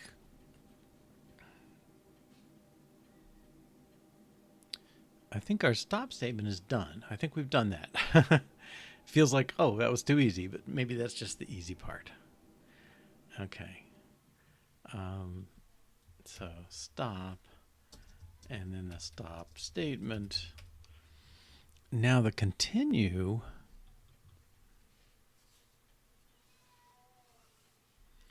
All right. I think there's more wrong in our setup here. I think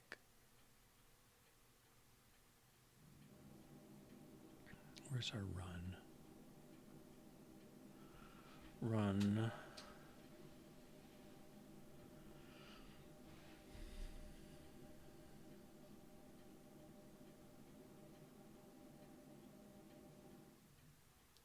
Here's our button.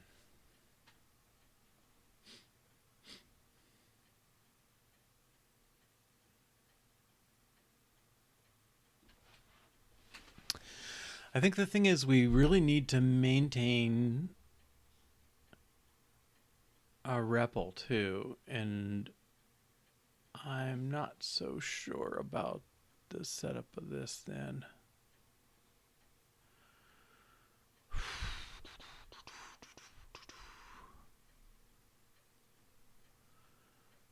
Okay, so the problem is when we hit run, okay, we create a new REPL here, and when run finishes, do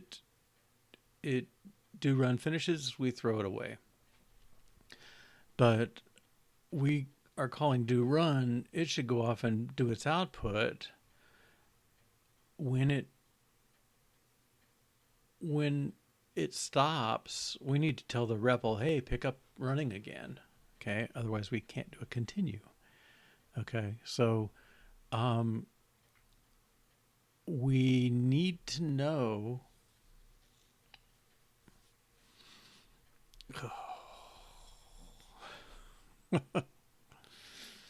we need to know if the program is stopped, right? Because if it's stopped, we want to have a continue button. And so the REPL has to be a real thing, its own thing. Okay. Now, how that means it gets passed in, I think we've got to make an initializer.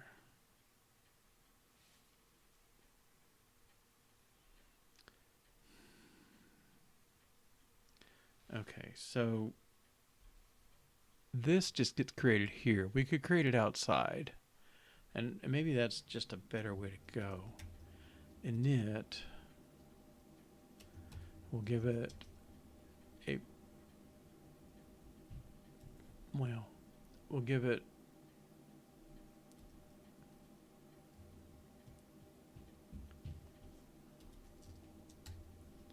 if we do that, I think we have to give it the names of these things. Oh, maybe we don't have to do that at all. That's the deal. Okay, if we take them out. Okay. Now, I think we'll get a complaint at compile time. And we're going to go change the color of this. Well, okay, yes, I do have to tell what type it is.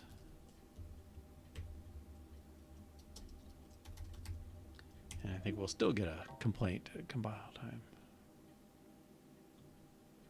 Missing parameters, yes. Because I don't provide them, it wants an automatic, it provides an initializer automatically. Output. Okay. And then there should be another place. Yeah, app, yeah. Okay. So let's make them here. Can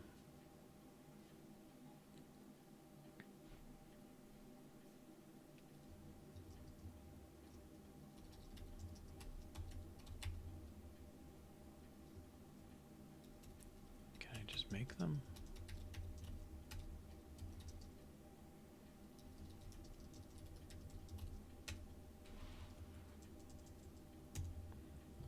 And this is program, output. And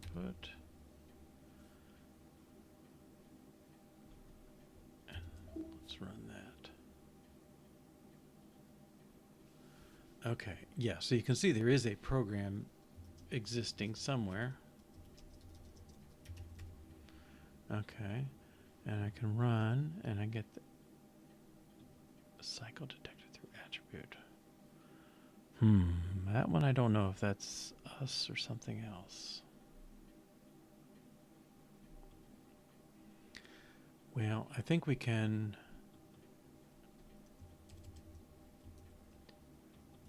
I don't know if we're doing that, maybe. Let's take the variables out.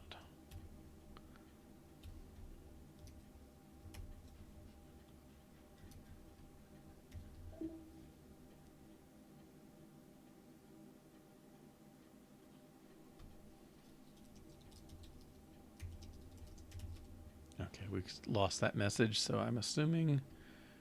Oh no, cycle detected through attribute. I don't know if that's us.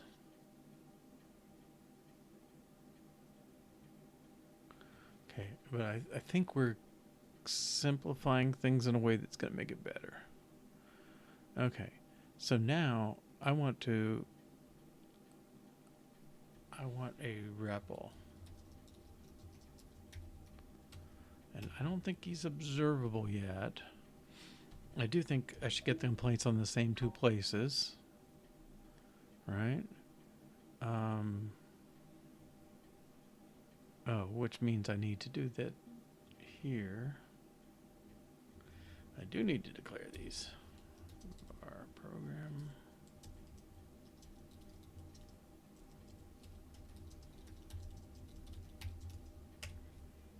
Okay.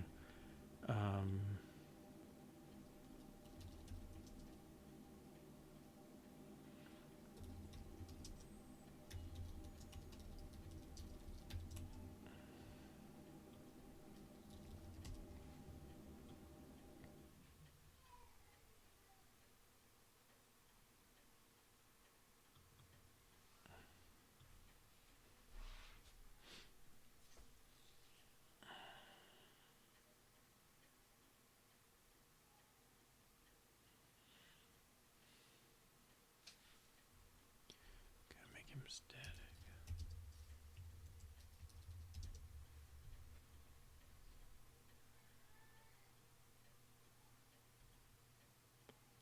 Okay. And here.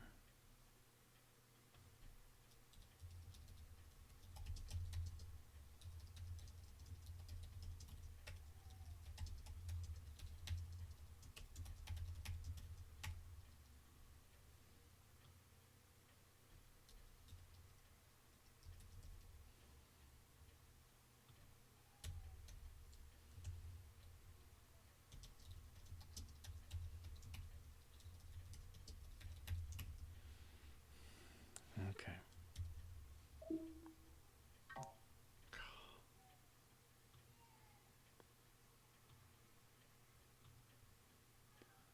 Why didn't it complain down here?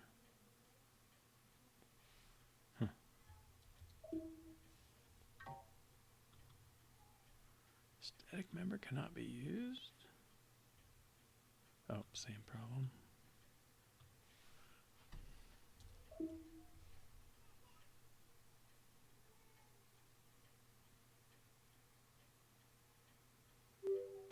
Okay, those don't mind. We're more likely to see a manual test issue, but I think we're good. We've clearly got a code base, and it's clearly there, and it's doing its thing. Okay. I think we've done it. All right, now.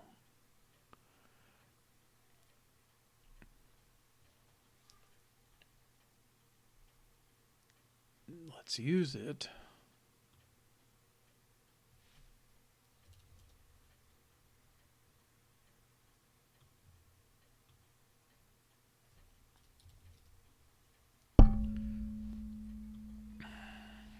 Okay.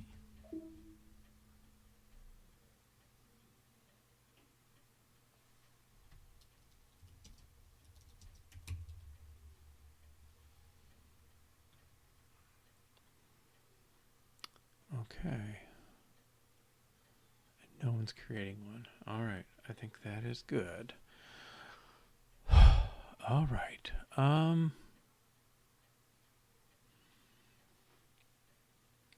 Okay, we got run. Let's add. So I'd like the continue button to only be available if the REPL is stopped. And I think okay, REPL observe. No. Oh, yeah. Program.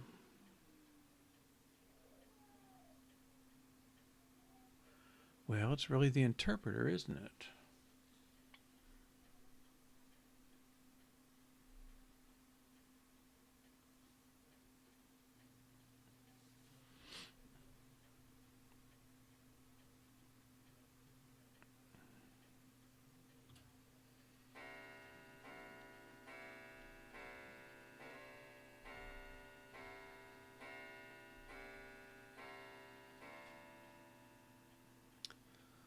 All right. What I think's going on is the interpreter is getting reset every time on do run.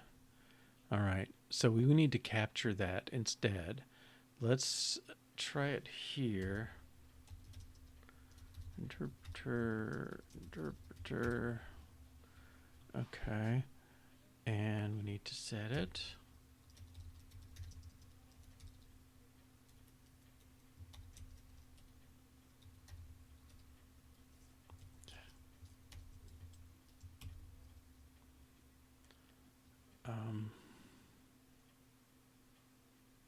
Program and output.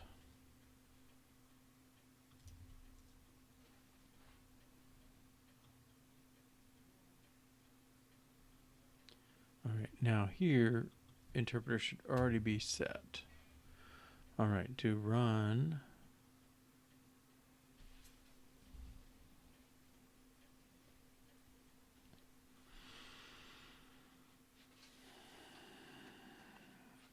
Okay.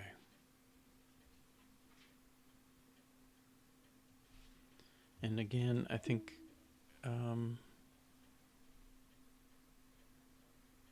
well, a manual test is called for, but we can run automated tests too.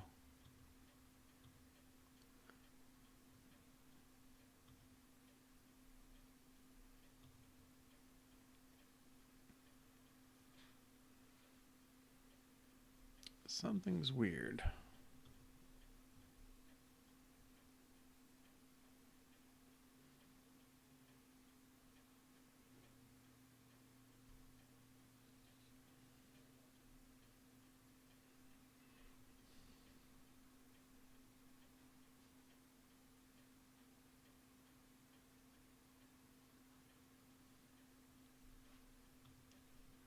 All right, let's run tests.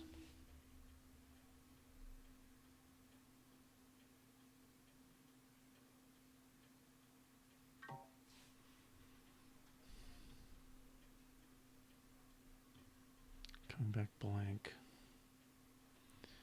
Okay. REPL.execute. What's the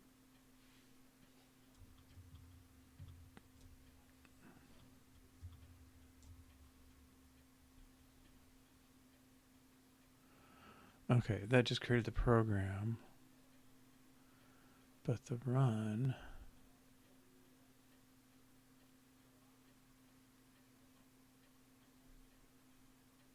output is just saved there.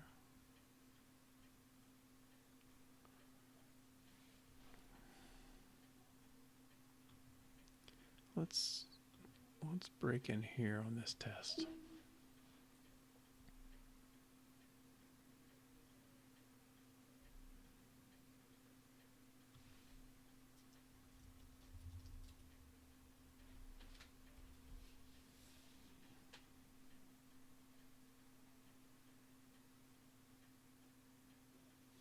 Something's funny. Why did location start there? Okay.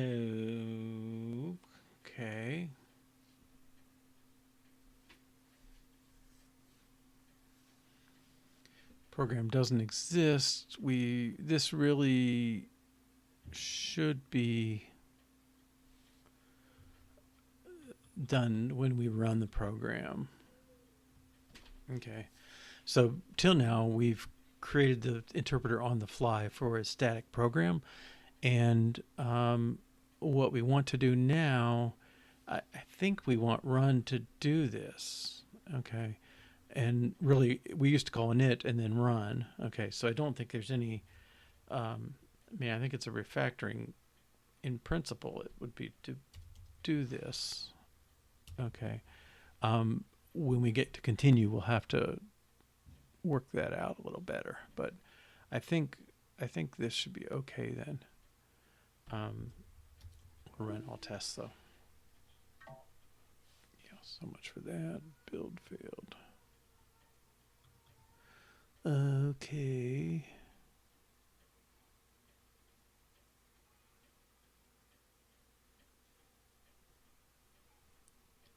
Self.parse, not initialized. Okay, let's default them.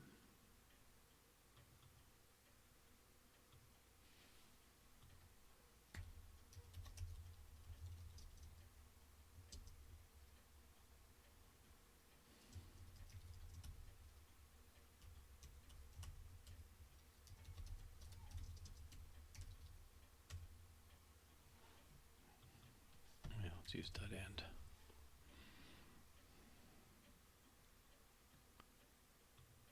Parse as member end.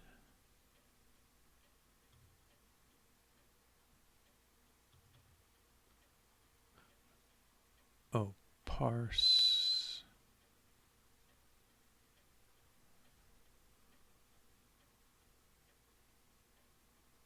Line number and statements.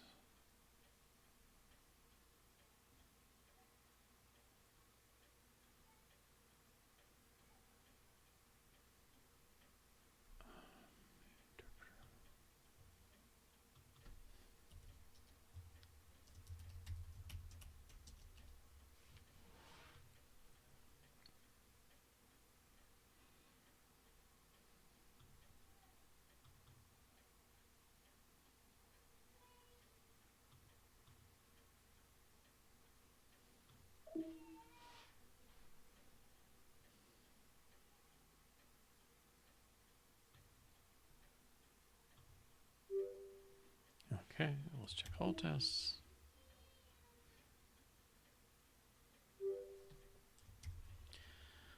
Okay, so we change how program output and interpreter are initialized. Move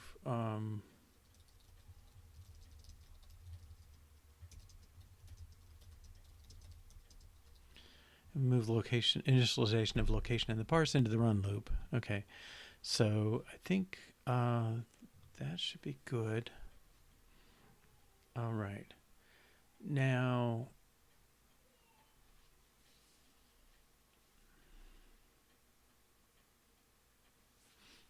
all right. Okay, so the continue.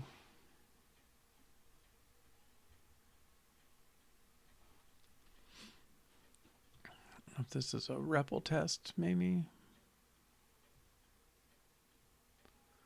Okay, so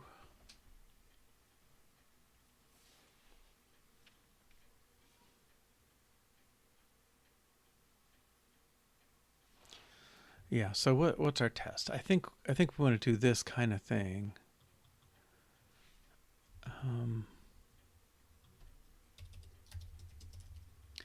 Test continue after stop. Okay, so our code is 10 stop 20 print 20. Okay, and when you run it,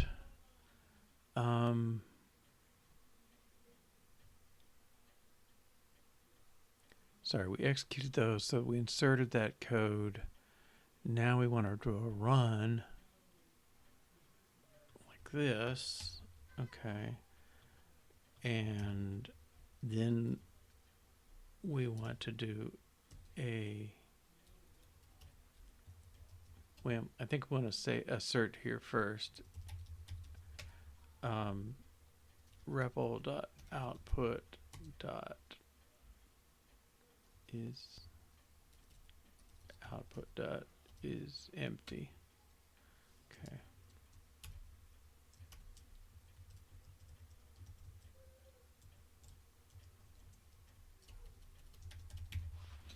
Okay. So when we do the run statement, it basically should just stop, and then we should be able to do a continue. And assert equal. Now REPL dot output should equal 20.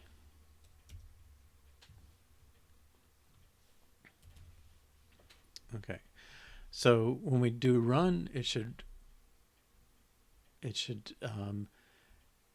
execute the stop here, come back, tell us the output is still empty. If you do a continue at that point, it should go ahead and do the next pickup at line 20 and go. All right. And we don't have a continue method on the REPL yet.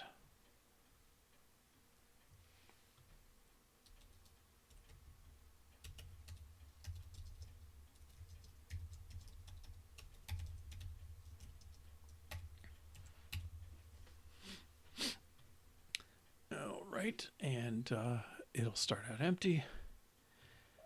Test should fail. Okay, and it got this far, but it did not print because continue does nothing. Okay, so now this is where I need to reorganize the interpreter a little. All right, so we've got run is the start from the front version. Okay, and it does this bit of stuff. If you hit continue,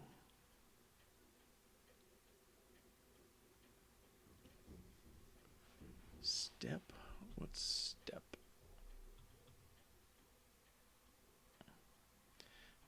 Well, let's pull out this part. Let's extract a method. It's the run loop. Okay. And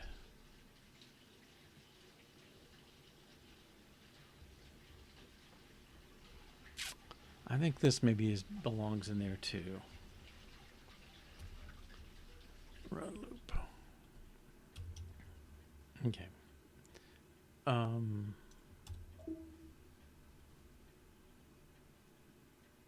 Everything else should be good. Okay, and this failure, somewhere I saw you could do disable. Okay, and over here, you can't see it, but it's grayed out. So I think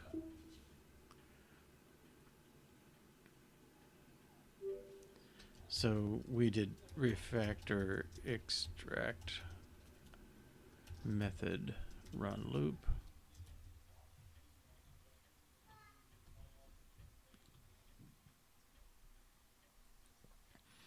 Okay, I guess I should have done that. Okay, and now do continue. Well, I think I want to do this. It's sort of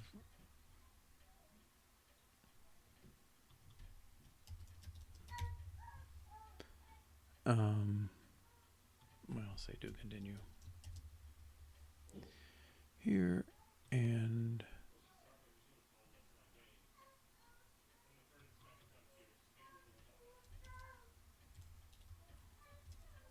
run, and we want to continue.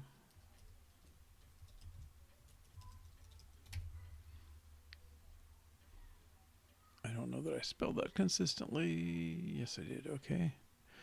I don't need to do this stuff because it's all just sitting there like it was when we stopped. Okay. I just need to pick up and execute. Is that right?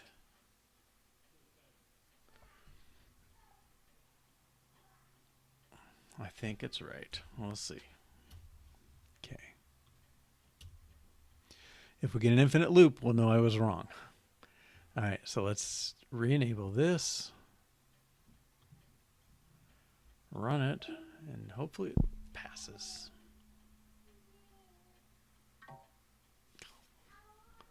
Okay. Blank. All right. REPL dot to continue says interpreter continue.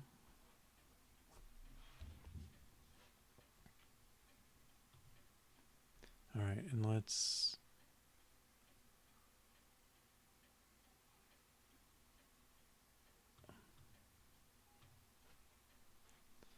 I think we can break here.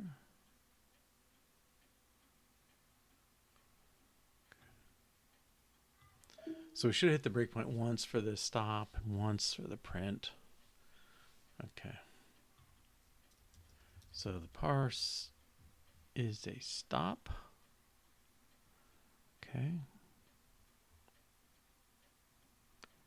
Step over that. Print stopped is true. Okay. And then I'll continue and print the parse. Still at the stop statement.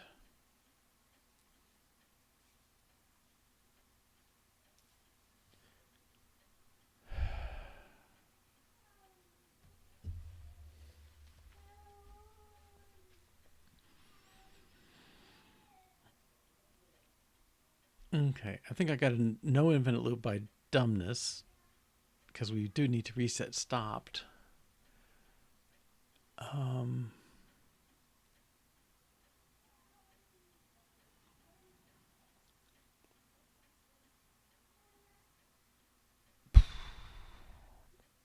Well,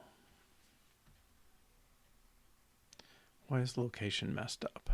Okay, so we came in before, let's see, we came in through run, first line number, next location, and so on.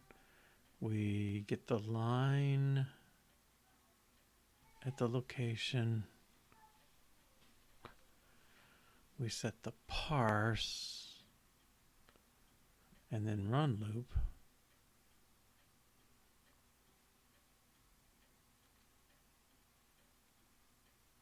It sets next location. Okay.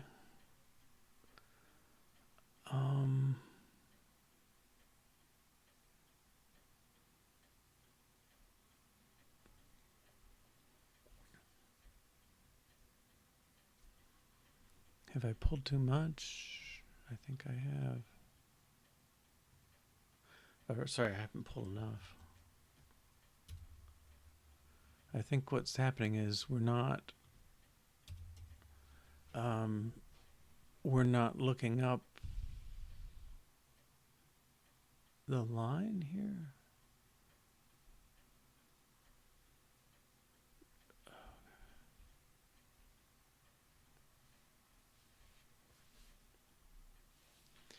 I don't know where the location is on that second time in.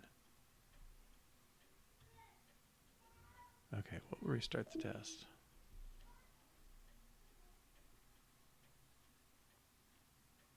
Okay, so we should be at the stop statement.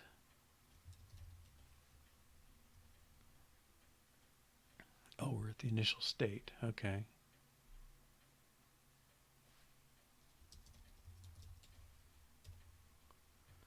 location 10 part 0, step over.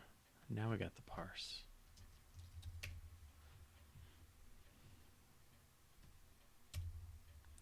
Is the stop statement. Okay, so we come in, we're going to do that, and we're going to return from our run. Okay, let's continue. Now we're in the run loop from a do continue. Let's see what the location is. Line 10. That's a problem.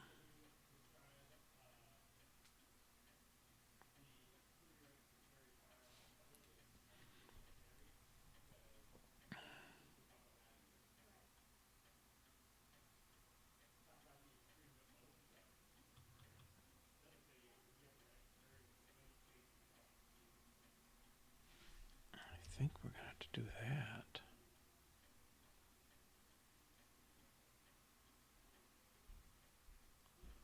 Okay. So if we are not, well, next location equals nil. We know location is currently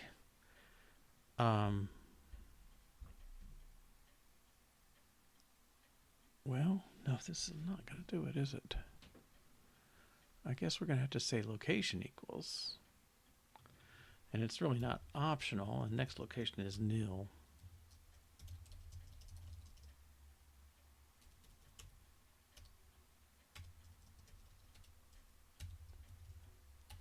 Location.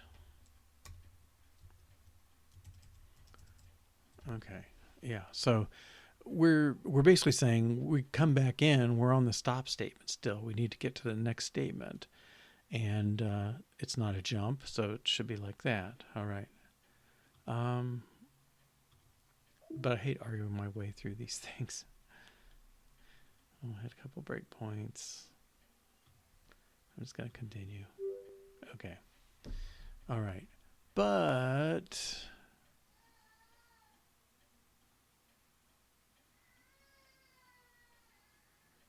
I'm not quite convinced on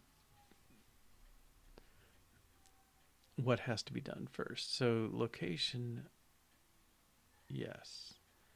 Then we execute the first statement because we're always going to try that. Okay. Yeah, let's change our test slightly. Let's do that.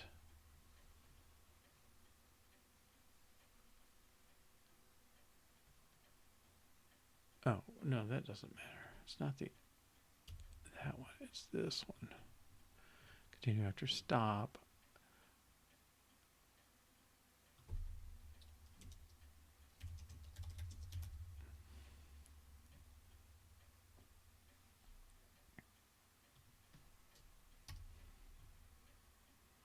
Should be 20 and 30.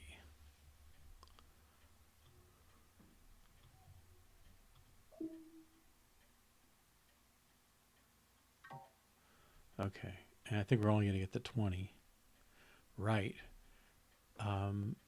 We don't reset stopped. Okay, so let's do that too. Okay, so now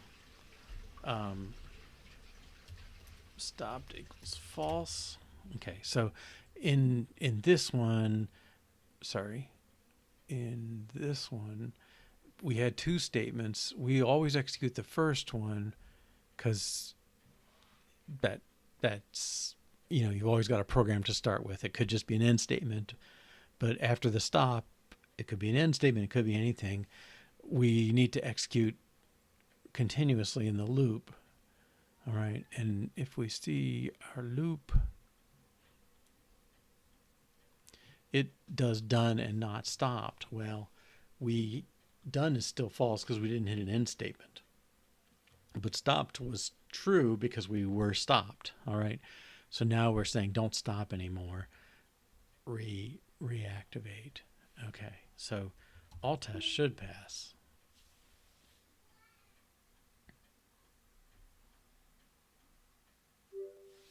Okay, and then we now have continue runs,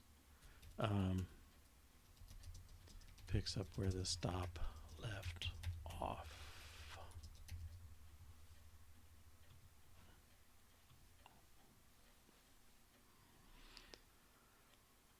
All right, and then from the REPL point of view, I want to say the REPL is observable. Oh, golly. Well, the REPL is observable.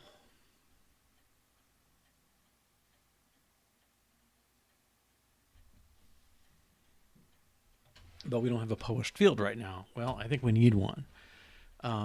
At published var stopped equals false for starters. And then whenever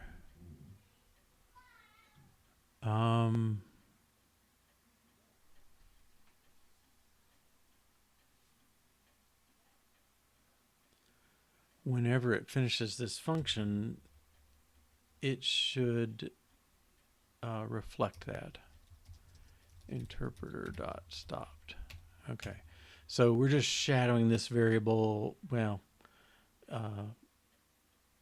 when the interpreter finishes, we copy this variable in to reflect that the REPL is stopped or not. Okay. And I don't. Okay. So in either case, we want to reflect that, and I want to use it up here in the content view. All right. I want to put another button. Continue.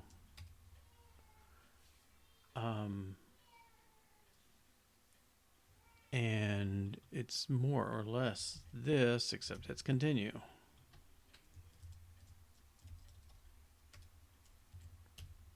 But I only show it when the variable is set. Is it active? Enabled? Oh.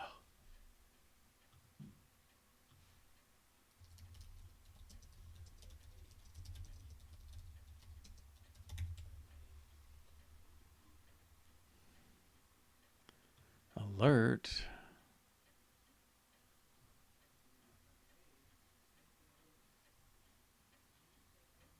Is presented. No, there's a button thing for it too.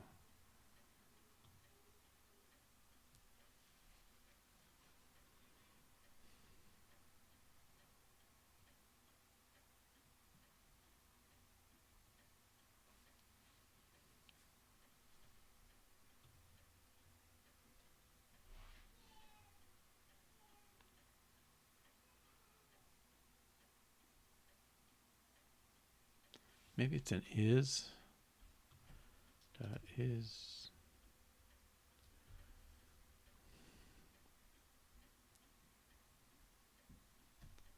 enabled.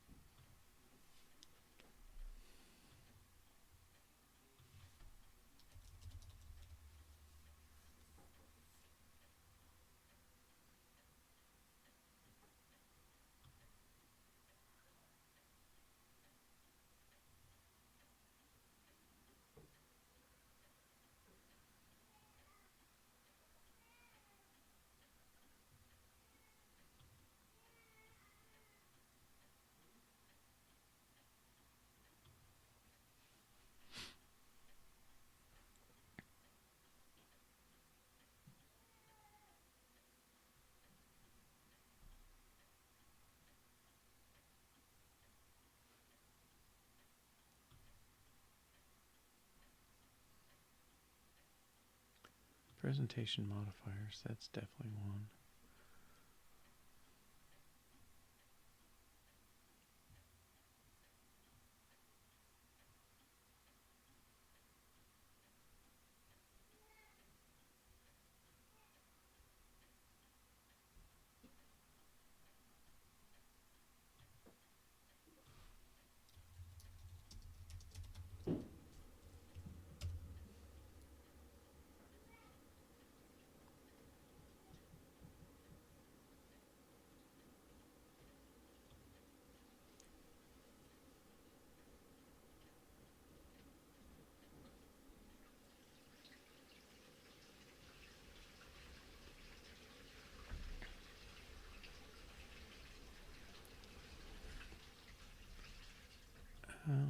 It's clever, but not what I want.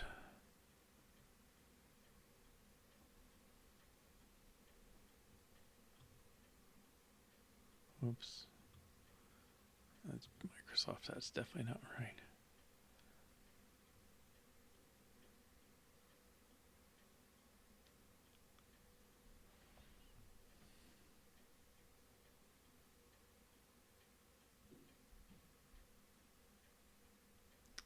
Okay, well, we'll pick up there tomorrow.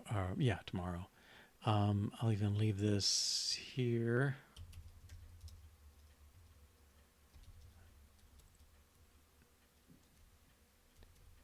Is enabled. Okay. Yeah, there's something you can do. Maybe I'll do some research, but we want to do this off of REPL.stopped. Something like that. Okay. We'll pick up there. So tomorrow, same time, it's 10 a.m. Eastern Time to 12:30 p.m. or 3 to 5:30 p.m. UTC. And we will continue with this. And I believe we will, well, we'll do the variable display. That shouldn't be too bad, I hope. And finish this continue stuff tomorrow. We'll get there. I think we're close. All right. And I think the REPL is becoming a bit more usable as we go. So that's a good thing. So, all right. Thanks for joining today, and hope I catch you in the future. Bye-bye.